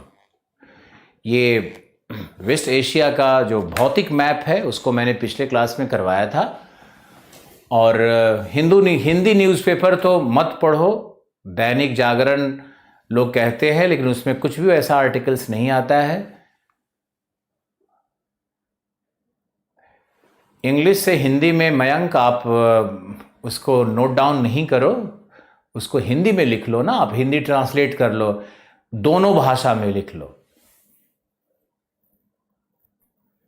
बिल्कुल सही रहेगा भूपेंद्र।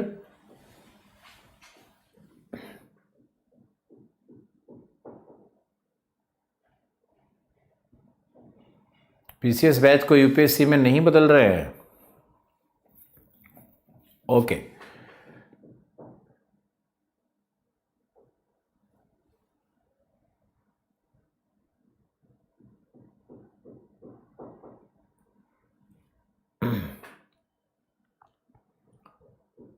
ओके, अब आप इसमें ध्यान से कुछ करते हैं।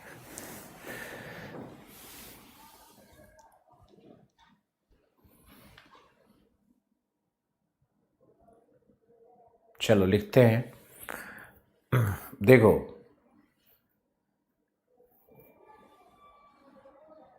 हिंदू न्यूज़पेपर काफ़ी है, अभी ज़्यादा भागने की ज़रूरत नहीं है आपको, हिंदू न्यूज़पेपर काफ़ी है।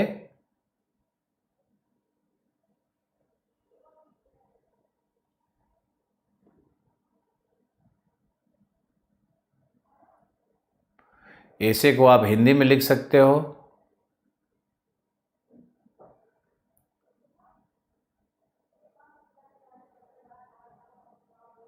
भरतवीर सिंह जी, आप अगर किसी डीके सर से पढ़ना चाहते हैं तो आप स्वतंत्र हैं, पढ़िए उनसे, आप उनसे डायरेक्ट क्लास ले लीजिए, आप हमें सजेस्ट मत करिए, हमारे भी वो प्रिय हैं, लेकिन कोर्स का अपना एक डिज़ाइन होता है, उनके विषय आएंगे।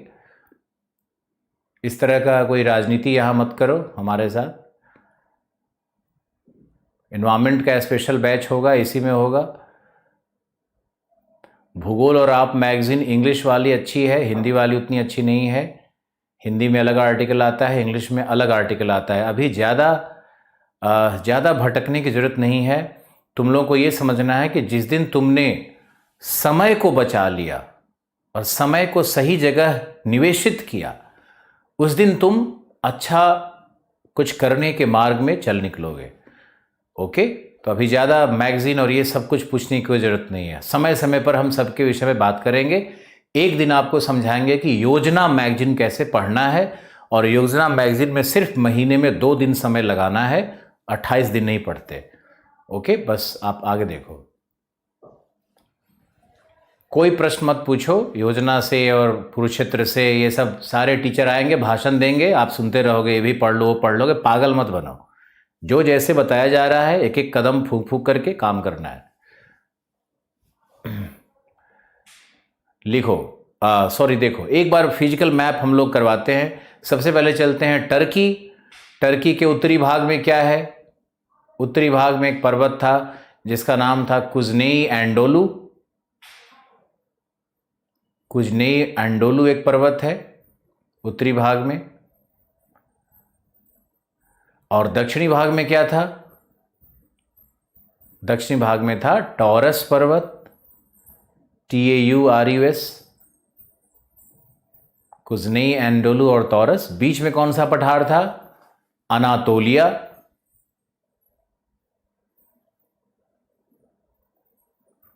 अनातोलिया का पठार।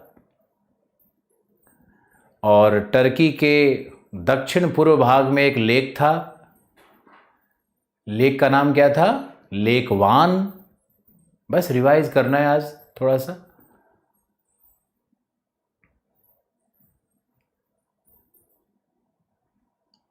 करंट अफेयर कितना पढ़ाना है ये मुझे पता है, तुम लोग क्यों सजेशन दे रहे हो? टर्की का है वो वान गोलू, ठीक है बिल्कुल, या उसको लेक वान भी कहते हैं। Okay, very good. और अब चलते हैं ईरान के अंदर में। ईरान के उत्तरी भाग में एक पर्वत है। ईरान के उत्तरी भाग में भी एक पर्वत है, इल्ब्रुज। दक्षिणी भाग में भी एक पर्वत है,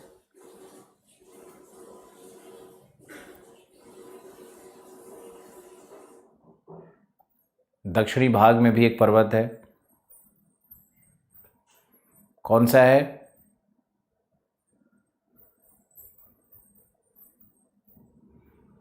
राजीव रंजन हो रहा है। जैग्रोस। जैग्रोस पर्वत है। अब पूरा कंसंट्रेशन लगाओ, हम लोग रिवाइज कर रहे हैं, है ना। जैग्रोस पर्वत है, वेरी गुड।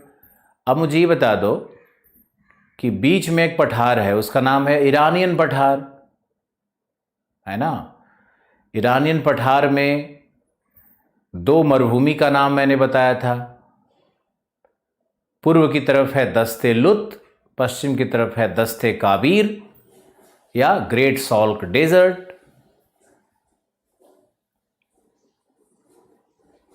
दस्ते लुत, दस्ते काबीर, वेरी गुड, वेरी गुड। दीपक, आर्या, रिंकू, भूपेंद्र, अजय, सब सही जा रहे हो, बिल्कुल सही। और ईरान के पश्चिमी भाग में हमारा है एक झील। 2 झील देखना ईरान में। एक है लेक उर्मिया जो कि फ्रेश वाटर लेक है, फ्रेश वाटर लेक है। और एक है हमारा दरियाए नमक, द ग्रेट सॉल्ट लेक, दरियाए नमक। ये 2 झील ईरान में, 2 पर्वत ईरान में, 2 मरुभूमि ईरान में। बहुत सुंदर है इतना पढ़ना, इतना जानना, वेरी गुड। अब चलते हैं और देखते हैं इराक में। इराक क्या है? तो इराक में 2 नदियां हैं, 2 नदियां हैं, टिग्रिस और यूफ्रेटस। दोनों नदियां टॉरस पर्वत से निकल रही हैं और दोनों के मध्य की भूमि को क्या कहते हैं? मेसोपोटामिया। मेसोपोटामिया। दजला और फुरात भी कहते हैं, लेकिन ऐसा यूपीएससी नहीं पूछेगी, दजला और फुरात नहीं पूछेगी। इसी के उत्तरी भाग में बेबीलोनिया की सभ्यता थी, बेबीलोनिया की सभ्यता थी। ओके, फिर चलना है हम लोगों को ईरान से निकल करके सीरिया की मरुभूमि है ना, सीरिया की मरुभूमि को देखना है। और सीरिया के बगल में लेबनान एक देश है, लेबनान एक देश है ना वहाँ पे, और लेबनान के पास इज़राइल है, फ़िलिस्तीन है। तो इज़राइल, फ़िलिस्तीन, लेबनान, सीरिया, ये जो देशों का एक क्लस्टर है, इस क्लस्टर को देखना समझना बहुत ज़रूरी है।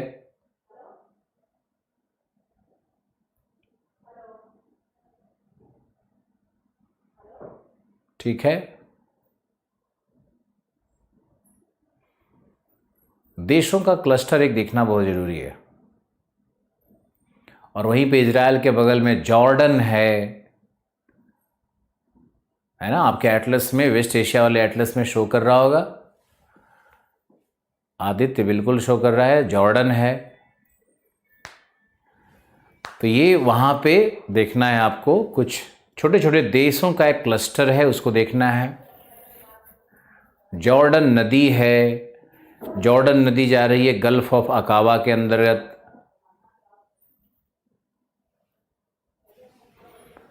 गल्फ ऑफ अकाबा में गल्फ ऑफ अकाबा में जाना है आपको, देखना है जॉर्डन नदी कैसे जा रही है। अब जॉर्डन नदी जो अगर आप दिख रहा है तो वहाँ पर आपको डेड सी दिख रहा होगा, मृत सागर दिख रहा होगा। क्या आपने मृत सागर देखा? आपने डेड सी ढूंढा?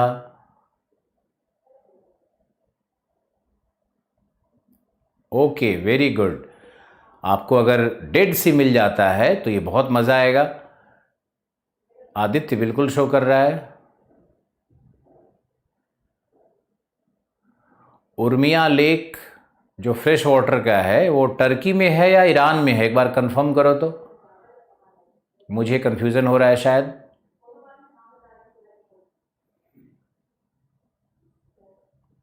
शायद टर्की में है या ईरान में है, एक बार एटलस देख करके बताओ।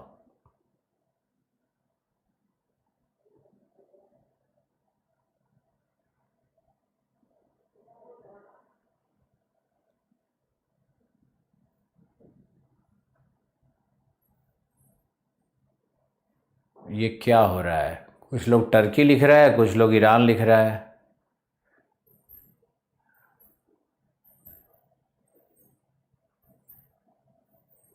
देख करके बताओ, जो एटलस दिखा रहा है वही सही है।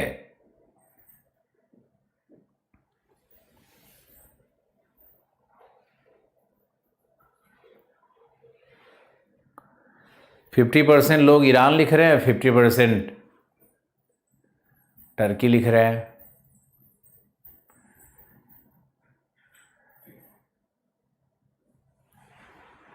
अरे 100% ईरान में है भाई। कुछ लोग कैसे एटलस देख रहे हो, कौन सा एटलस देख रहे हो? ऑक्सफोर्ड में देखो। चलो आगे चलते हैं, विवाद को ख़त्म किया जाए। डेड सी आपने देखा?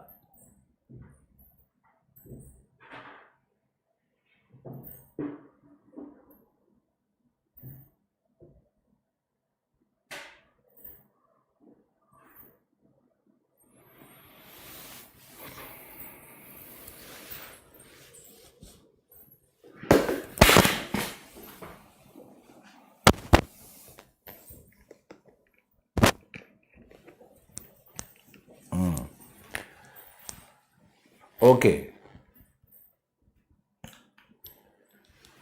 ईरान है, ईरान। आगे चलो, तुम लोग विवाद करते रहते हो आपस में, लिखते रहते हो उल्टा पुल्टा। ओके, ईरान में है। आगे आगे देखो, डेड सी आपने देखा, तो अब देखना है कि डेड सी का नाम डेड सी क्यों है। डेड सी की लवणता 240 है, यानी वहाँ के 1 किलो जल में 240 ग्राम लवण घुला हुआ है। तो इतनी ज़्यादा लवणता के कारण वहाँ के जल में कोई भी जीव बिल्कुल जीवित नहीं रह सकता है, इसलिए उसको डेड सी कहते हैं। कुछ वहाँ पर शैवाल और प्लवक भी जीवित नहीं रहते हैं, कोई मछली मत्स्यवर्गीय जीव जीवित नहीं है, सिर्फ कुछ बैक्टीरिया है जो कि वहाँ के मड में प्राप्त होते हैं, वहाँ के मड में मिलता है। ओके, आपको ये याद रखना है कि डेड सी इसलिए कहते हैं क्योंकि वहाँ पर जीव प्राप्त नहीं होते। दूसरा, डेड सी की आकृति निरंतर छोटी हो रही है, ये भी याद रखना है। डेड सी निरंतर छोटी हो रही है क्योंकि उसका पानी धीरे धीरे करके सूख रहा है ना, तो उसकी लवणता में भी वृद्धि हो रही है, वाष्पीकरण हो रहा है। और डेड सी के चारों तरफ एक प्रकार का मड मिलता है, चिकनी मिट्टी मिलती है, क्ले मिलता है। उस क्ले को लोग अपने पूरे शरीर पे लपेट करके और घंटों वहाँ लेक के पास बैठे रहते हैं। उससे मानते हैं लोग कि उससे बहुत तरह का रोग नहीं होता है, ये मान्यता है। और डेड सी के अंदर आप जाओगे तो वहाँ पे अगर आप तैरने नहीं भी आता है तब भी आप तैरते रहोगे। उसका कारण क्या है? उसका कारण ये है कि डेड सी की लवणता इतनी अधिक है, उसका घनत्व इतना अधिक है कि आपका भार जल के घनत्व से कम हो जाएगा और आप वहाँ पे उत्प्लावित हो जाओगे। तो डेड सी में जो लोग जाते हैं वहाँ वो लोग सिर्फ वो लोग सिर्फ घूमते रहते, तैरते रहते हैं, उत्प्लावित रहते हैं, वो डूबते नहीं हैं। जॉर्डन नदी अब दिखाते हैं लकी भाई। ओके, अब आप डेड सी के चारों तरफ कौन कौन से देश हैं उनको देख करके बताओ। एक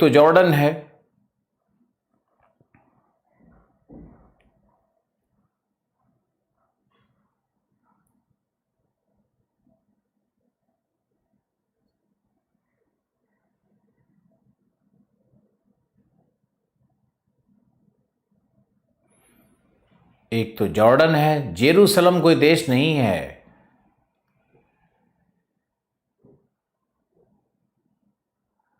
उर्मिया झील टर्की में शो कर रहा है, लगातार स्टूडेंट लिख रहे हैं, तो कंफर्म करना पड़ेगा। ओके, अब आप देखो कि जॉर्डन, इजराइल, क्या सीरिया की सीमा डेड सी से मिलती है? फिलिस्तीन की सीमा मिलती है?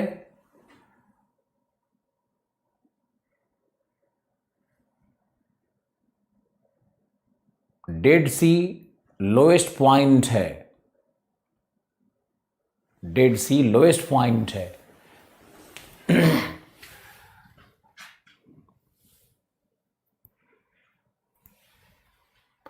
लगभग 408 मीटर नीचे है समुद्र तल से।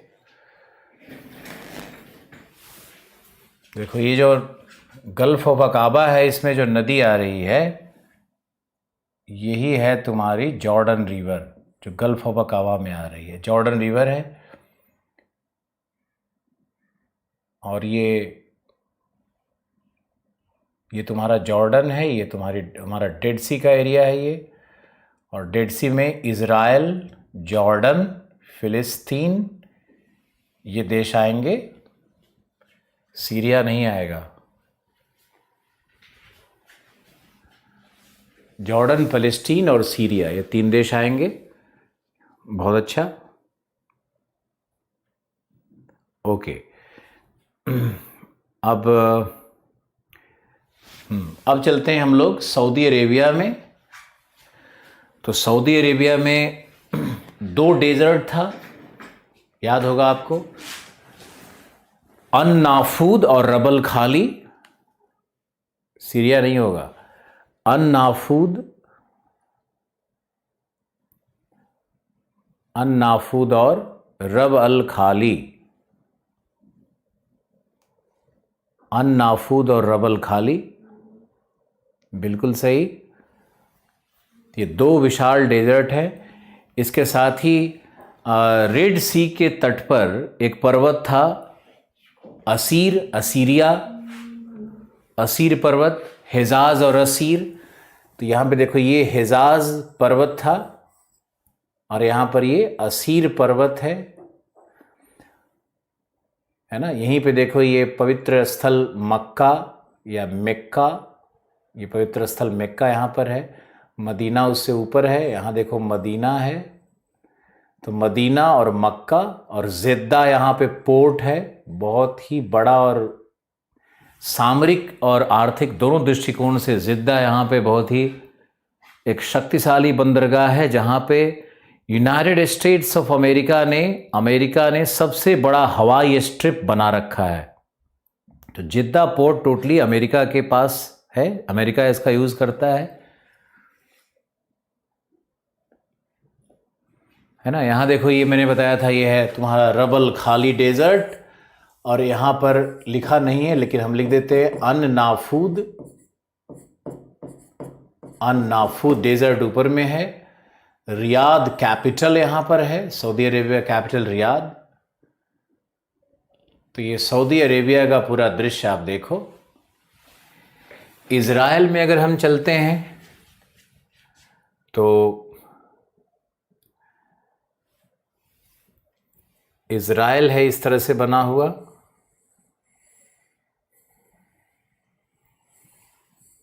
इज़राइल इस तरह से बना हुआ है, और यहाँ पर इस तरह से सीरिया है, ये लेबनान है, ये एल है लेबनान, ये एस है सीरिया,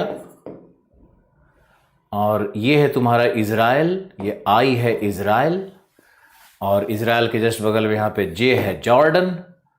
अब तुमको ये समझना है कि जो इज़राइल के नीचे का भाग है, यानी जो ये भाग यहाँ पर इस तरह से बनता है, ये है सिनाई।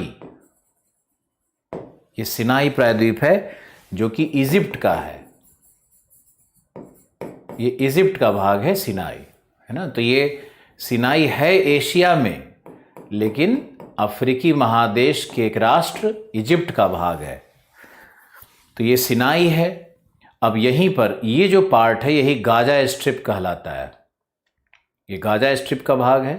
ये भाग जो है ये गाजा स्ट्रिप है, यहाँ पे गाजा स्ट्रिप का ये भाग है।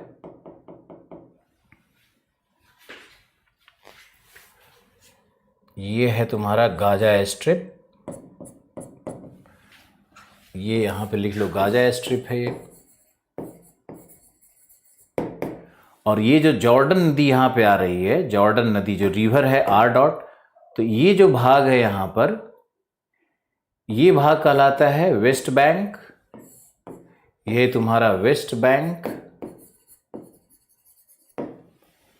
तो Sinai, Gaza strip, West Bank, और फिर जो जेरूसलम है वो यहीं पे जो पैलेस्टीनियन वाला भाग है उसी के पास जेरूसलम है। हमारा मैप थोड़ा सा ऊपर हो गया है, पहले यहाँ दिखा दें कि ये जो भाग है सीरिया के अंदर में जो आ रहा है क्रॉस वाला, यही है तुम्हारा Golan Heights, GOLAN, Golan Heights. मैंने पहले भी बताया था वैसे तो ये गोलान हाइट्स का एरिया है सीरिया से लगा हुआ। और वेस्ट बैंक हो गया, गाजा स्ट्रिप हो गया, गोलान हाइट्स हो गया। अब है जेरूसलम का लोकेशन और वेस्ट बैंक। वेस्ट बैंक तो मैंने आपको दिखा ही दिया, और जेरूसलम इसी वेस्ट बैंक के बिल्कुल लगभग सेंटर में ये जो पॉइंट यहाँ पर है, यही है तुम्हारा जेरूसलम। जेरूसलम।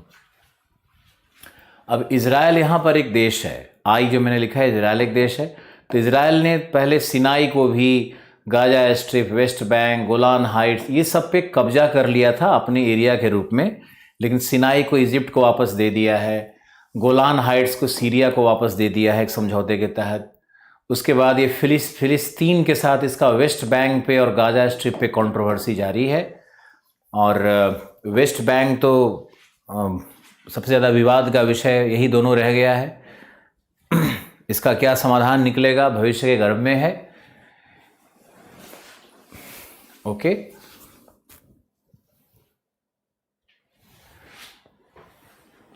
ये जो गाजा स्ट्रिप एक एरिया के रूप में यहाँ पर है, मैंने आपको पहले बता दिया गाजा स्ट्रिप इधर है, भूमध्य सागर के पास में गाजा स्ट्रिप है। ये पूरा ही गाजा स्ट्रिप है। गाजा स्ट्रिप यहाँ पे एक सेंटर भी है, एक सिटी का भी नाम है।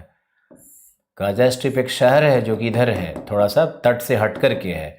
और ये जो पूरा डॉटेड एरिया है ये गाजा स्ट्रिप है। ये मैंने पहले आपको बताया था, गाजा स्ट्रिप भूमध्य सागर के पास। ओके, अब आपको चलना है और वेस्ट एशिया के राजनीतिक मैप पर एक बार चक्कर लगाना है। उसके बाद आपको यहाँ के संसाधन और इंडस्ट्री और बहुत थोड़ा लिखना होगा। ओके, मॉडल आंसर यहाँ से बनेगा। तो आप सबसे पहले चलिए टर्की, और टर्की के विषय में लिखिए टर्की या तुर्की, और तुर्की के विषय में लिखिए।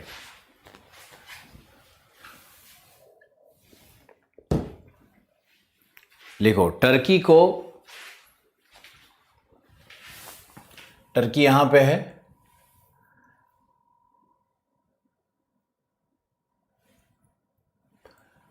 टर्की को सिक मैन ऑफ यूरोप कहते हैं। सिक मैन ऑफ यूरोप कहते हैं। यूरोप का बीमार देश कहते हैं। यूरोप का बीमार देश कहते हैं।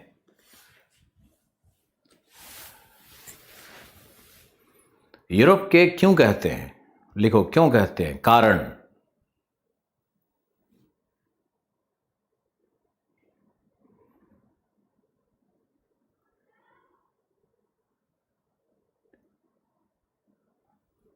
कारण नंबर 1 लिखो,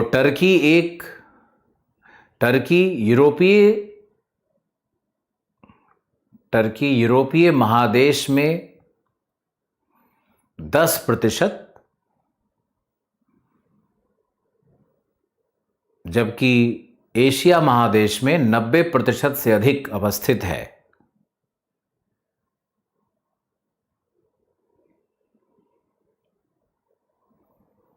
नब्बे प्रतिशत से अधिक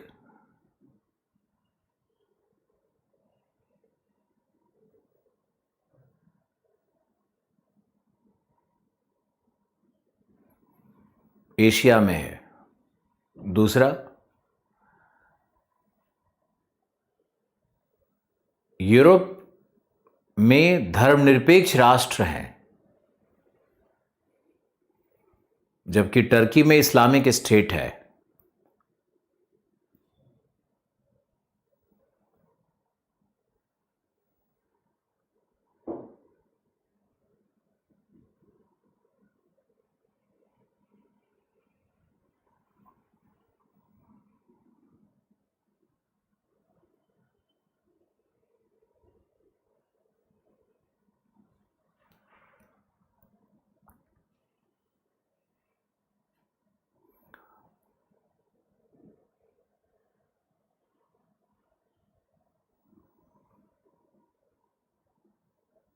गाजा स्ट्रिप मेडिटेरेनियन सी के पास है। ये मैंने पहले भी आप लोगों को बताया था, आज भी बता रहे हैं, लेकिन गाजा स्ट्रिप एक और भी पॉइंट है। आप देखो यहाँ पे इस मैप में अगर आप देखोगे तो इसमें गाजा स्ट्रिप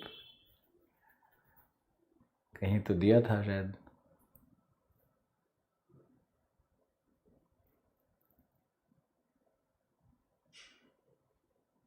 देखो यहाँ पे गाजा स्ट्रिप, यहाँ थोड़ा सा ये जो गाजा स्ट्रिप एक पॉइंट भी दिया हुआ है। गाजा स्ट्रिप एक जगह भी है और गाजा स्ट्रिप यहाँ पे पट्टी भी है वेस्ट एशिया के पास। ये पट्टी है ना, ये तट के पास गाजा स्ट्रिप, पहले ही बताया हुआ था आपको।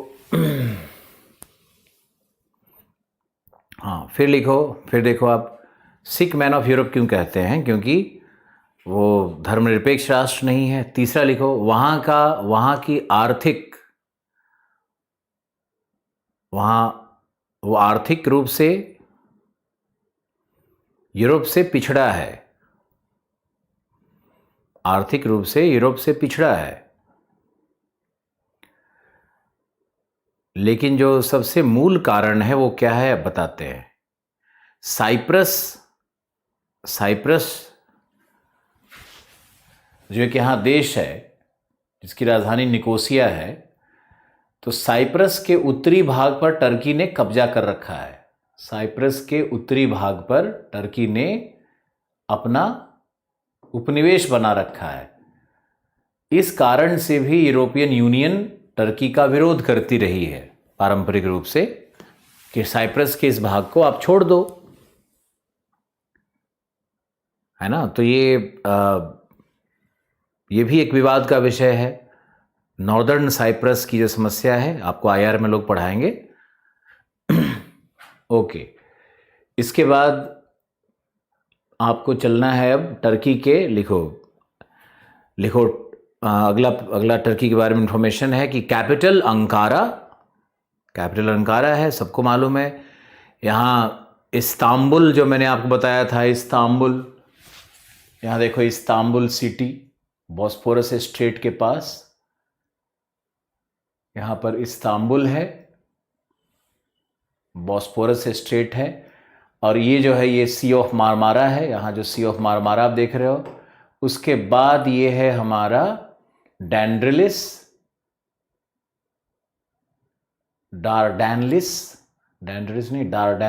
यहाँ पर डार्डेनलिस स्ट्रेट है। तो ब्लैक सी से इंटर करेंगे तो बॉस्फोरस, उसके बाद सी ऑफ मारमारा, उसके बाद डार्डेनलिस, उसके बाद एजियन सी में प्रवेश करेंगे।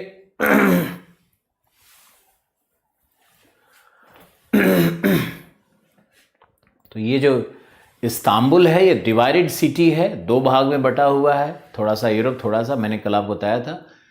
और सबसे जो टर्की की महत्वपूर्ण जो पोर्ट है वो यहाँ देखो इजमीर है। इजमीर अभी भूकंप के कारण भी न्यूज़ में था, इजमीर है। यहाँ देखो लेक वान है, जो हमने आपको बताया, लेक वान पूर्वी भाग में टर्की के। और यही लेक उर्मिया है, जो साफ ईरान के अंदर में है और टैब्रिज सिटी के पास में है। टैब्रिज देखो यहाँ पे रेल रोड जंक्शन बहुत बड़ा है टैब्रिज। तो ये टैब्रिज सिटी, लेक उर्मिया, ये सब ईरान का भाग है। आप लोग पता नहीं कैसे एटलस देखते हो कि टर्की दिखते रहता है। और ये लेक वान टर्की के अंदर में है। बाकी जो भी सिटीज़ हैं वो इतना महत्वपूर्ण नहीं है, इसलिए कोई ज़्यादा ज़रूरत नहीं है आपको। एंटालिया यहाँ है ना, एंटालिया एक और बंदरगाह है। तो एंटालिया को, इजमीर को, इस्तांबुल को और अंकारा को, ये जो कैपिटल सिटी है अंकारा, इसको याद रखना है। बाकी टर्की में मैंने आपको बता ही दिया था, अंगोरा गोट्स है, मोहैर वूल मिलता है। तो टर्की के विषय में इतना ज्ञान काफ़ी है। और टर्की की सीमा आप देख लो तो ब्लैक सी से भी काफ़ी मिला हुआ है, ये ब्लैक सी से काफ़ी लंबा है। फिर यहाँ देखोगे तो ये मेडिटेरेनियन सी में भी ज़्यादा है, इसका कोस्ट लाइन है, बहुत ज़्यादा लंबा है मेडिटेरेनियन सी पे। तो टर्की का एक बहुत अच्छा जियोपॉलिटिकल लोकेशन है। यहाँ पे पहले जो अम्पायर था वो मैंने आपको बताया था, ओटोमैन अम्पायर था, जो बहुत समृद्ध अम्पायर था।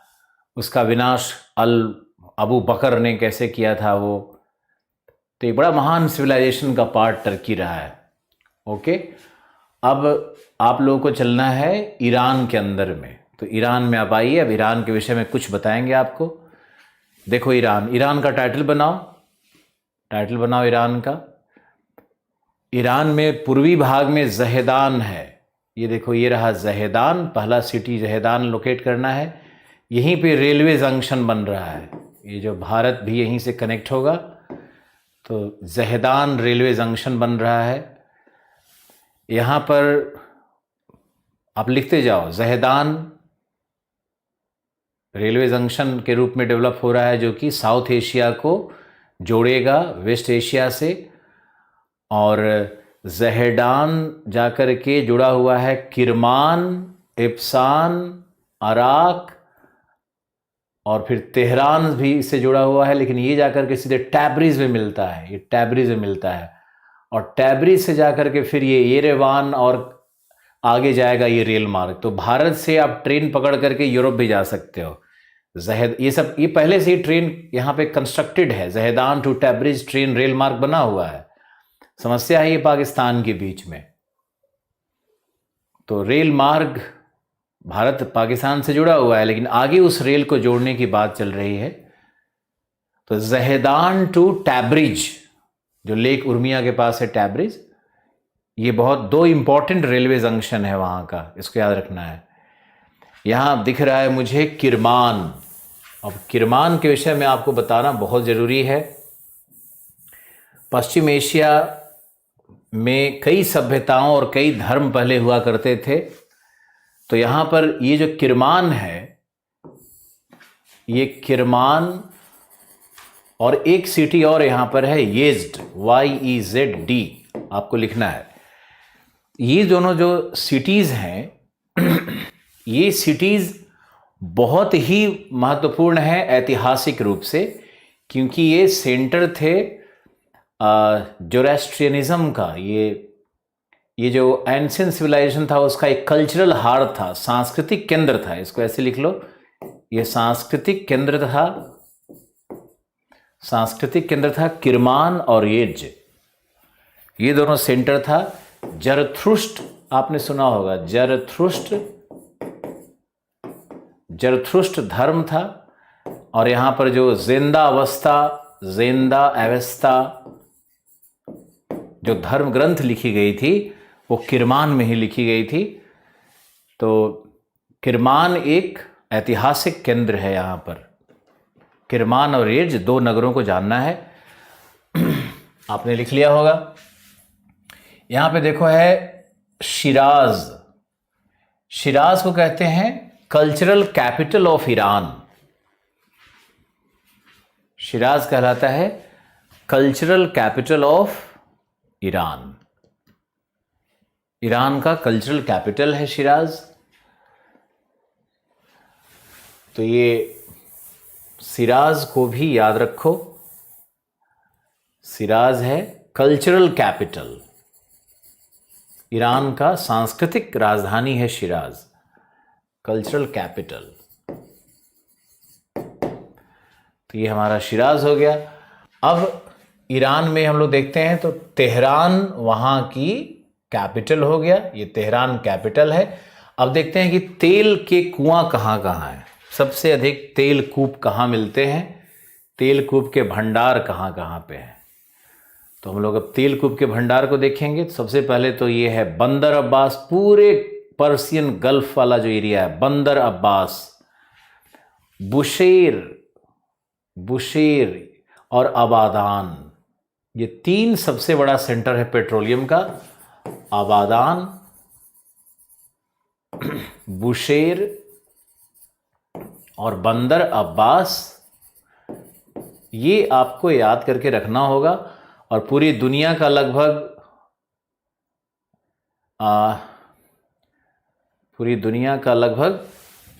6% पेट्रोलियम ईरान में मिलता है। 6% पेट्रोलियम ईरान में मिलता है।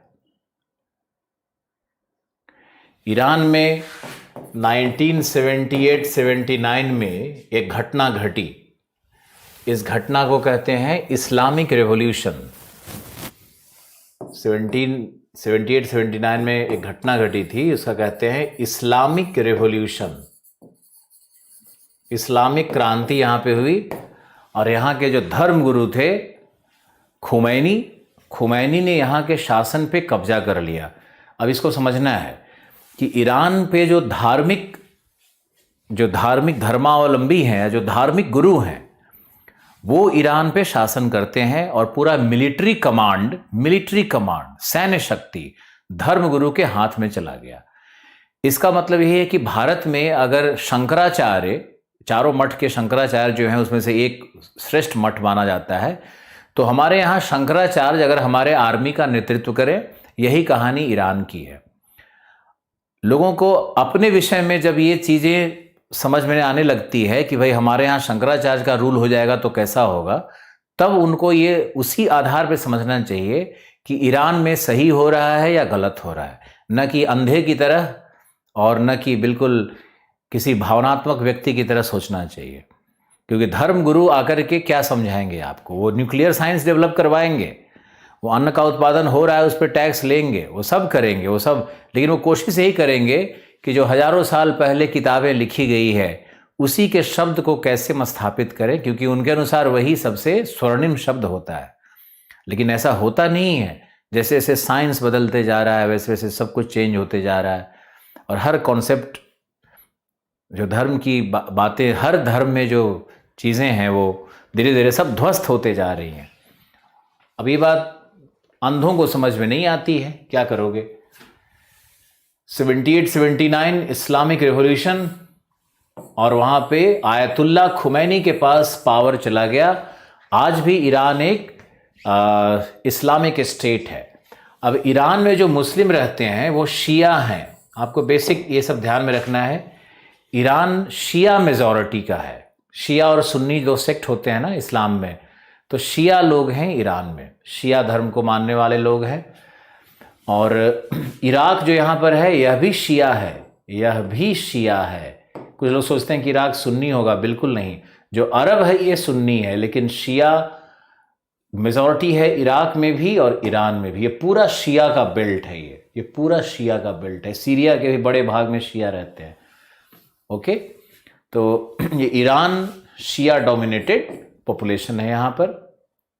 अब यहाँ पे हमने 3 पेट्रोलियम फील्ड आपको दिखा दिया, आप उसको देखो। तेहरान है, टैब्रिज है। ईरान के विषय में इतना जानकारी आपके लिए बेसिक लेवल पे काफ़ी है।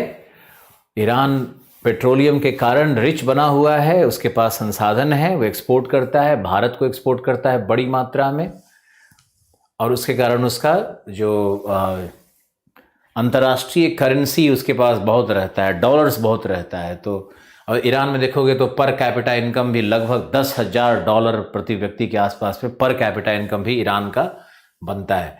तो ईरान एक तरह से समृद्ध देश है। और ईरान एकमात्र देश है वेस्ट एशिया का जिसका जो कैस्पियन का जो भाग है, ये इस भाग में अच्छी खासी खेती होती है। यहाँ पे कृषि प्रणाली विकसित है और यहाँ पर गेहूं और कपास की खेती होती है। गेहूं और कपास का क्षेत्र है ये कैस्पियन का जो बेल्ट है। याद रखना है इसको कि ईरान कृषि में भी बेहतर है बाकी देशों से, और कैस्पियन के किनारे वाले क्षेत्र में वहाँ पर गेहूं और कपास की खेती होती है। ईरान ने एक सिंचाई पद्धति बनाई है जिसका नाम है कनात इरिगेशन। यहाँ पर कनात, या इसको कहते हैं गनात भी कहते हैं, गनात भी कहते हैं, गनात सिंचाई तंत्र है, इसको भी याद रखना है। ये गनात इरिगेशन सिस्टम क्या है? पाइपलाइन से इरिगेशन करना और बड़े बड़े पाइप को मरुभूमि के क्षेत्र में उसका विस्तार करना, उस पाइप के थ्रू पानी को पौधे के जड़ों में पहुंचाना। एक तरह का ये ड्रिप इरिगेशन ही है, एक तरह का ये टपक सिंचाई जैसा ही होता है, लेकिन इसमें पाइपलाइन के थ्रू, बड़े बड़े लोहे के पाइप के थ्रू पानी को खेतों में पहुंचाया जाता है। ये बहुत अद्भुत है। और मरुभूमि में भी ग्रीन रिवोल्यूशन ये आता है। डेड सी यहाँ पर है, बार बार पूछ रहा है डेड सी कहाँ है। देखो ये रहा डेड सी, ये डेड सी यहाँ पर है लिखा हुआ। जॉर्डन और इज़राइल और फिलिस्तीन के बीच में छोटा सा है ना ये डेड सी, ज़्यादा बड़ा दिखेगा नहीं आपको। आप यहाँ पे आओ वापस। गेहूं कपास, कनात इरिगेशन, कनात या गनात सिंचाई पद्धति, कुछ नहीं भूलना है आपको, याद रखना है।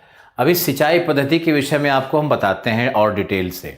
गनात इरिगेशन क्या है, कनात इरिगेशन क्या है, भारत में गनात या कनात इरिगेशन का क्या उपयोगिता है, कनात इरिगेशन में जल को कैसे संरक्षित किया जाता है और रेगिस्तान में कैसे हरित क्रांति लाई जा सकती है। भारत का भी एक भाग रेगिस्तान है, तो वहाँ कैसे हरित क्रांति हो सकती है।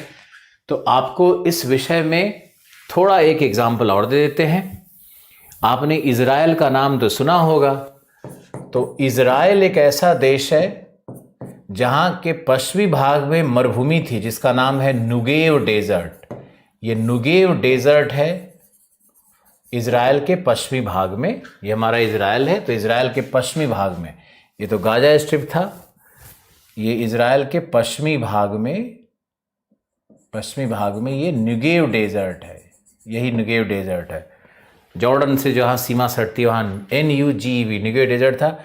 यहाँ पर इसी कनात इरिगेशन से हरित क्रांति आ गई है, हरित क्रांति आ गई है।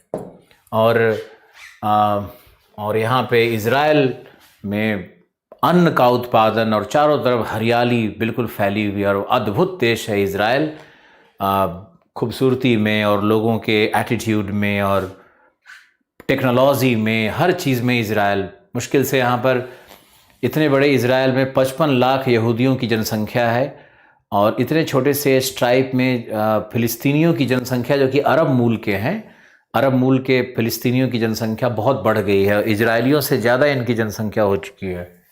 तो ये यहाँ पे एक जोन ऑफ कन्फ्लिक्ट बना हुआ है। इस कन्फ्लिक्ट के विषय में हम बात करेंगे। पहले ईरान को देख लेते हैं। ईरान का कनात इरिगेशन हो गया।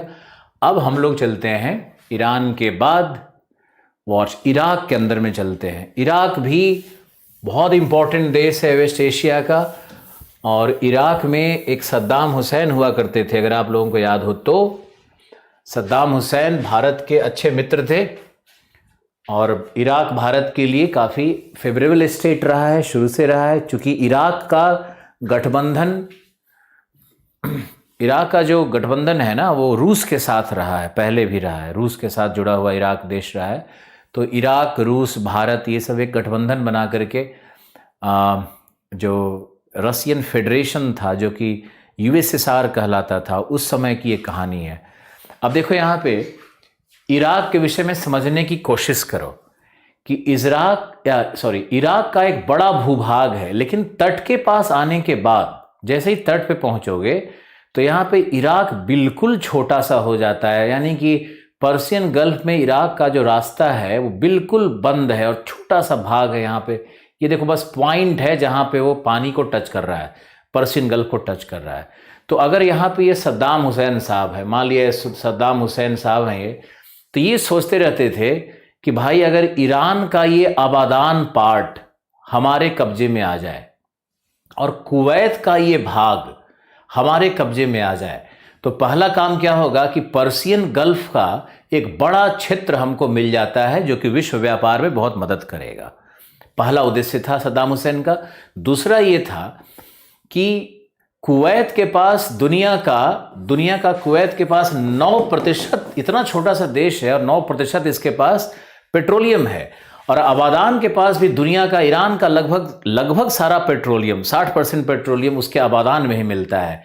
तो अगर आबादान और कुवैत का ये भाग ये अगर आ जाएगा इराक के पास, तो इराक के पास अपना जो विश्व का है वो भी लगभग 7-8% विश्व का पेट्रोलियम है और 9% इसका हो गया। और ईरान का अगर कब्जा करेगा तो यहाँ से भी 6% लेगा। तो ये 15 और 8 23, तो मान करके चलो कि दुनिया में 20 से 21% पेट्रोलियम का मालिक अकेले इराक बन जाता। और इराक जो ऐसा अगर 21% पेट्रोलियम का अगर कब्जा उसके पास हो जाए तो दुनिया का एक बड़ा प्रभावी देश बन सकता था। सद्दाम हुसैन इसी योजना में लगे हुए थे, इसीलिए इराक कभी ईरान के साथ युद्ध करता था तो उसने कुवैत पर भी कोशिश की कब्जा करने की 1990 में। और फिर US इराक वॉर हो गया, सद्दाम हुसैन पकड़ा गया, मारा गया, सब तो कहानी हो गई आपकी। लेकिन इराक का उद्देश्य क्या था, इराक क्यों कुवैत पे अटैक किया था और क्यों ईरान के साथ इराक का युद्ध होते रहता है, इसकी ये छोटी सी भू राजनीतिक तस्वीर आपको हमने पेश की। अब आप देखो कि जो इराक है इसको कहते हैं डिसएडवांटेज्ड कंट्री, लिखते जाना है, डिसएडवांटेज्ड कंट्री है। जिस राष्ट्र का, ध्यान से सुनना है, जिस राष्ट्र की तटीय सीमा समुद्र से बहुत ही संकीर्ण कर दी जाती है उसको कहते हैं डिसएडवांटेज्ड कंट्री, यानी वो लाभ रहित देश बन जाता है। और ऐसा किसने किया था? ऐसा यूरोपीय देशों की, UK की साजिश थी ये। ऐसा वेस्ट एशिया में कभी भी कोई देश नहीं था, ध्यान से सुनना, कोई ऐसा राष्ट्र नहीं था यहाँ पे, बल्कि चारों तरफ ट्राइब रह रहे थे। यहाँ पे कोई और ट्राइब है, यहाँ पे कुर्द ट्राइब है, तो यहाँ पे कोई और सेक्ट है, इधर कोई और सेक्ट है, इधर कोई और है, ऐसे ट्राइब फैला हुआ था। अभी ट्राइब का नाम लेंगे, अभी नहीं लेंगे, कॉम्प्लेक्स हो जाएगा।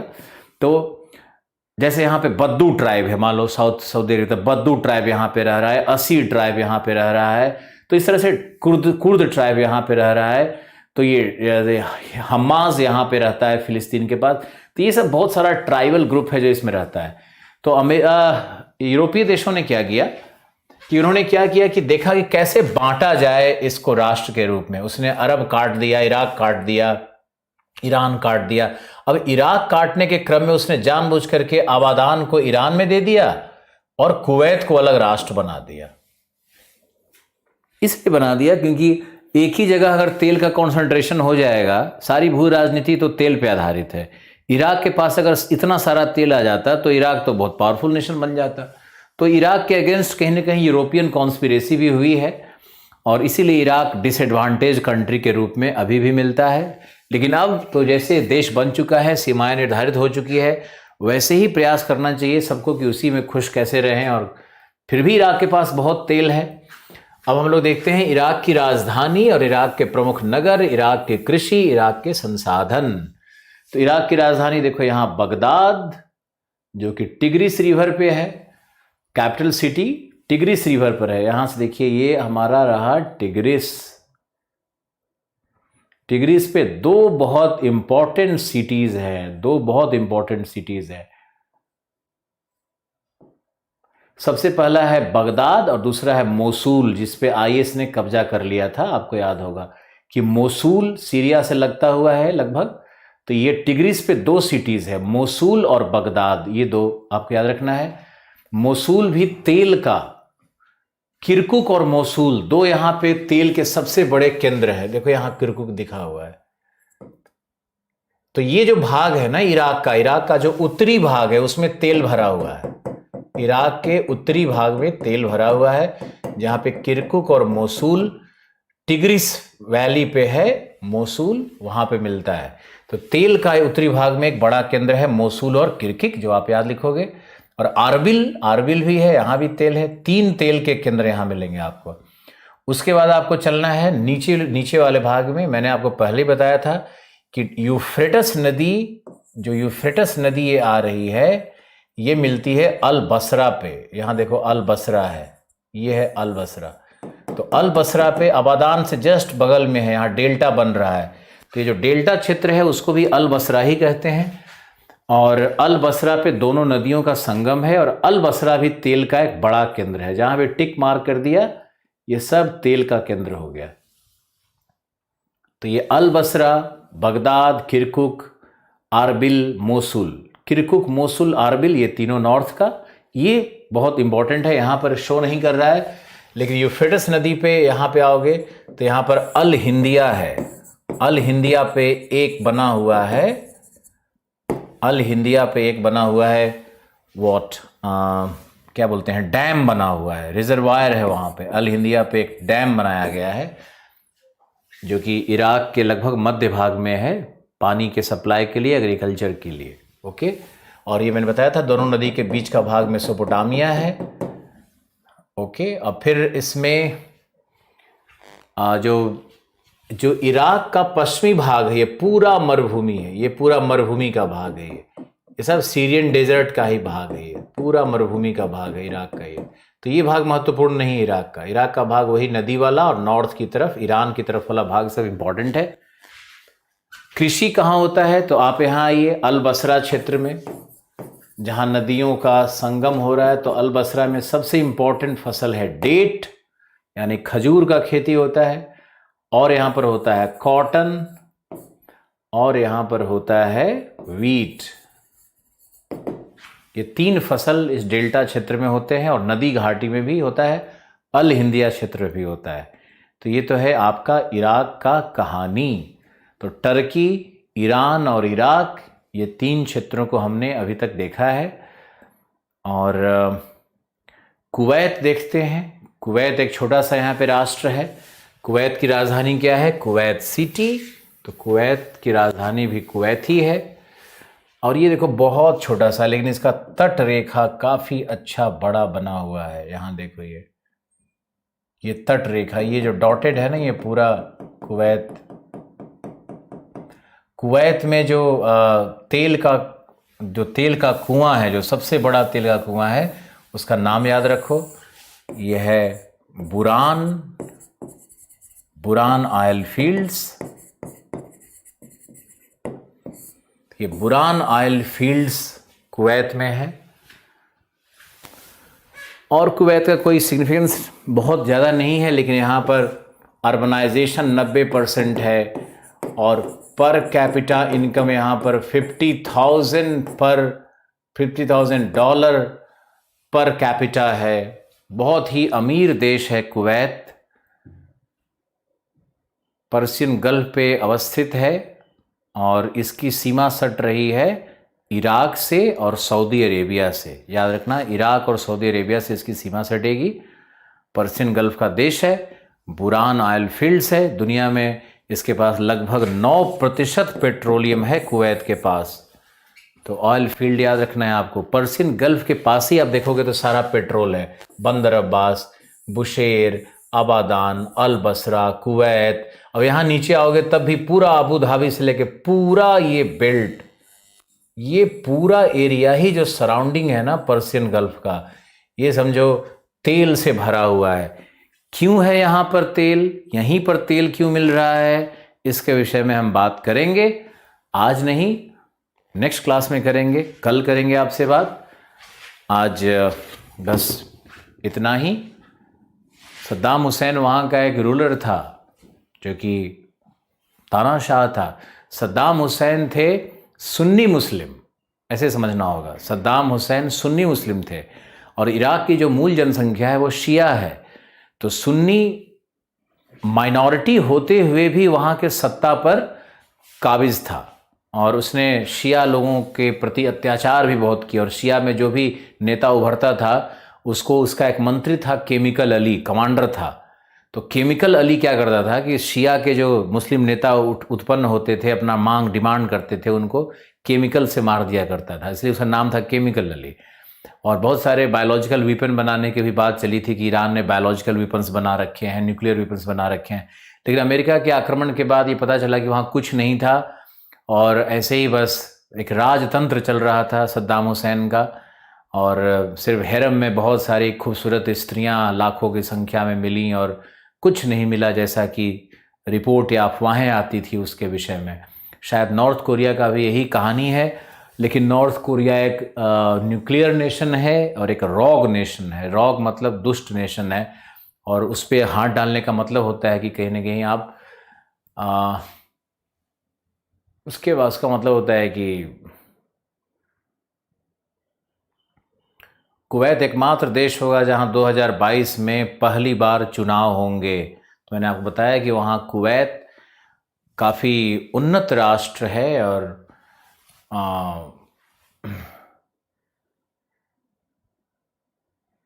कुवैत में बहुत कुछ अच्छा हो रहा है। पूरे अरब में ही कुछ बहुत सारे परिवर्तन हो रहे हैं। वहाँ के लोग पुराने दकियानूसी विचार से उठ कर के अब उनका कपड़ा पहनने का तरीका, उनका खान पान, उनका रहन सहन, देखो जीवन बना है इसलिए कि हम अपनी संस्कृति से सिर्फ प्यार न करें। जीवन इसलिए बना है कि हम दुनिया के हर संस्कृति से प्यार करें, भोजन का आनंद लें, दुनिया के हर जगह को अपना घर माने, दुनिया के हर इंसान को अपना माने, उसको कोई उस तरह से भेदभाव नहीं करे। मान लो कि कोई अफ्रीकन आदमी है, अफ्रीकन ट्राइब है, तो उसका भी अपना एक कल्चर है, संस्कृति है, उसको उसके कल्चर को भी देखना, उसमें भी आनंद ढूंढना, ये हमारे इंसान का, हम लोगों के जीवन का कर्तव्य होना चाहिए।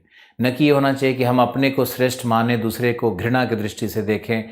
अरे सब कल्चर महान कल्चर होता है, सब डांस महान डांस होता है, सब म्यूज़िक महान म्यूज़िक होता है, सब कुछ महान है जो मानव ने निर्मित किया। इन विचारों के साथ आज के लिए विदाई, कल मिलते हैं उचित समय पर। Thank you so much.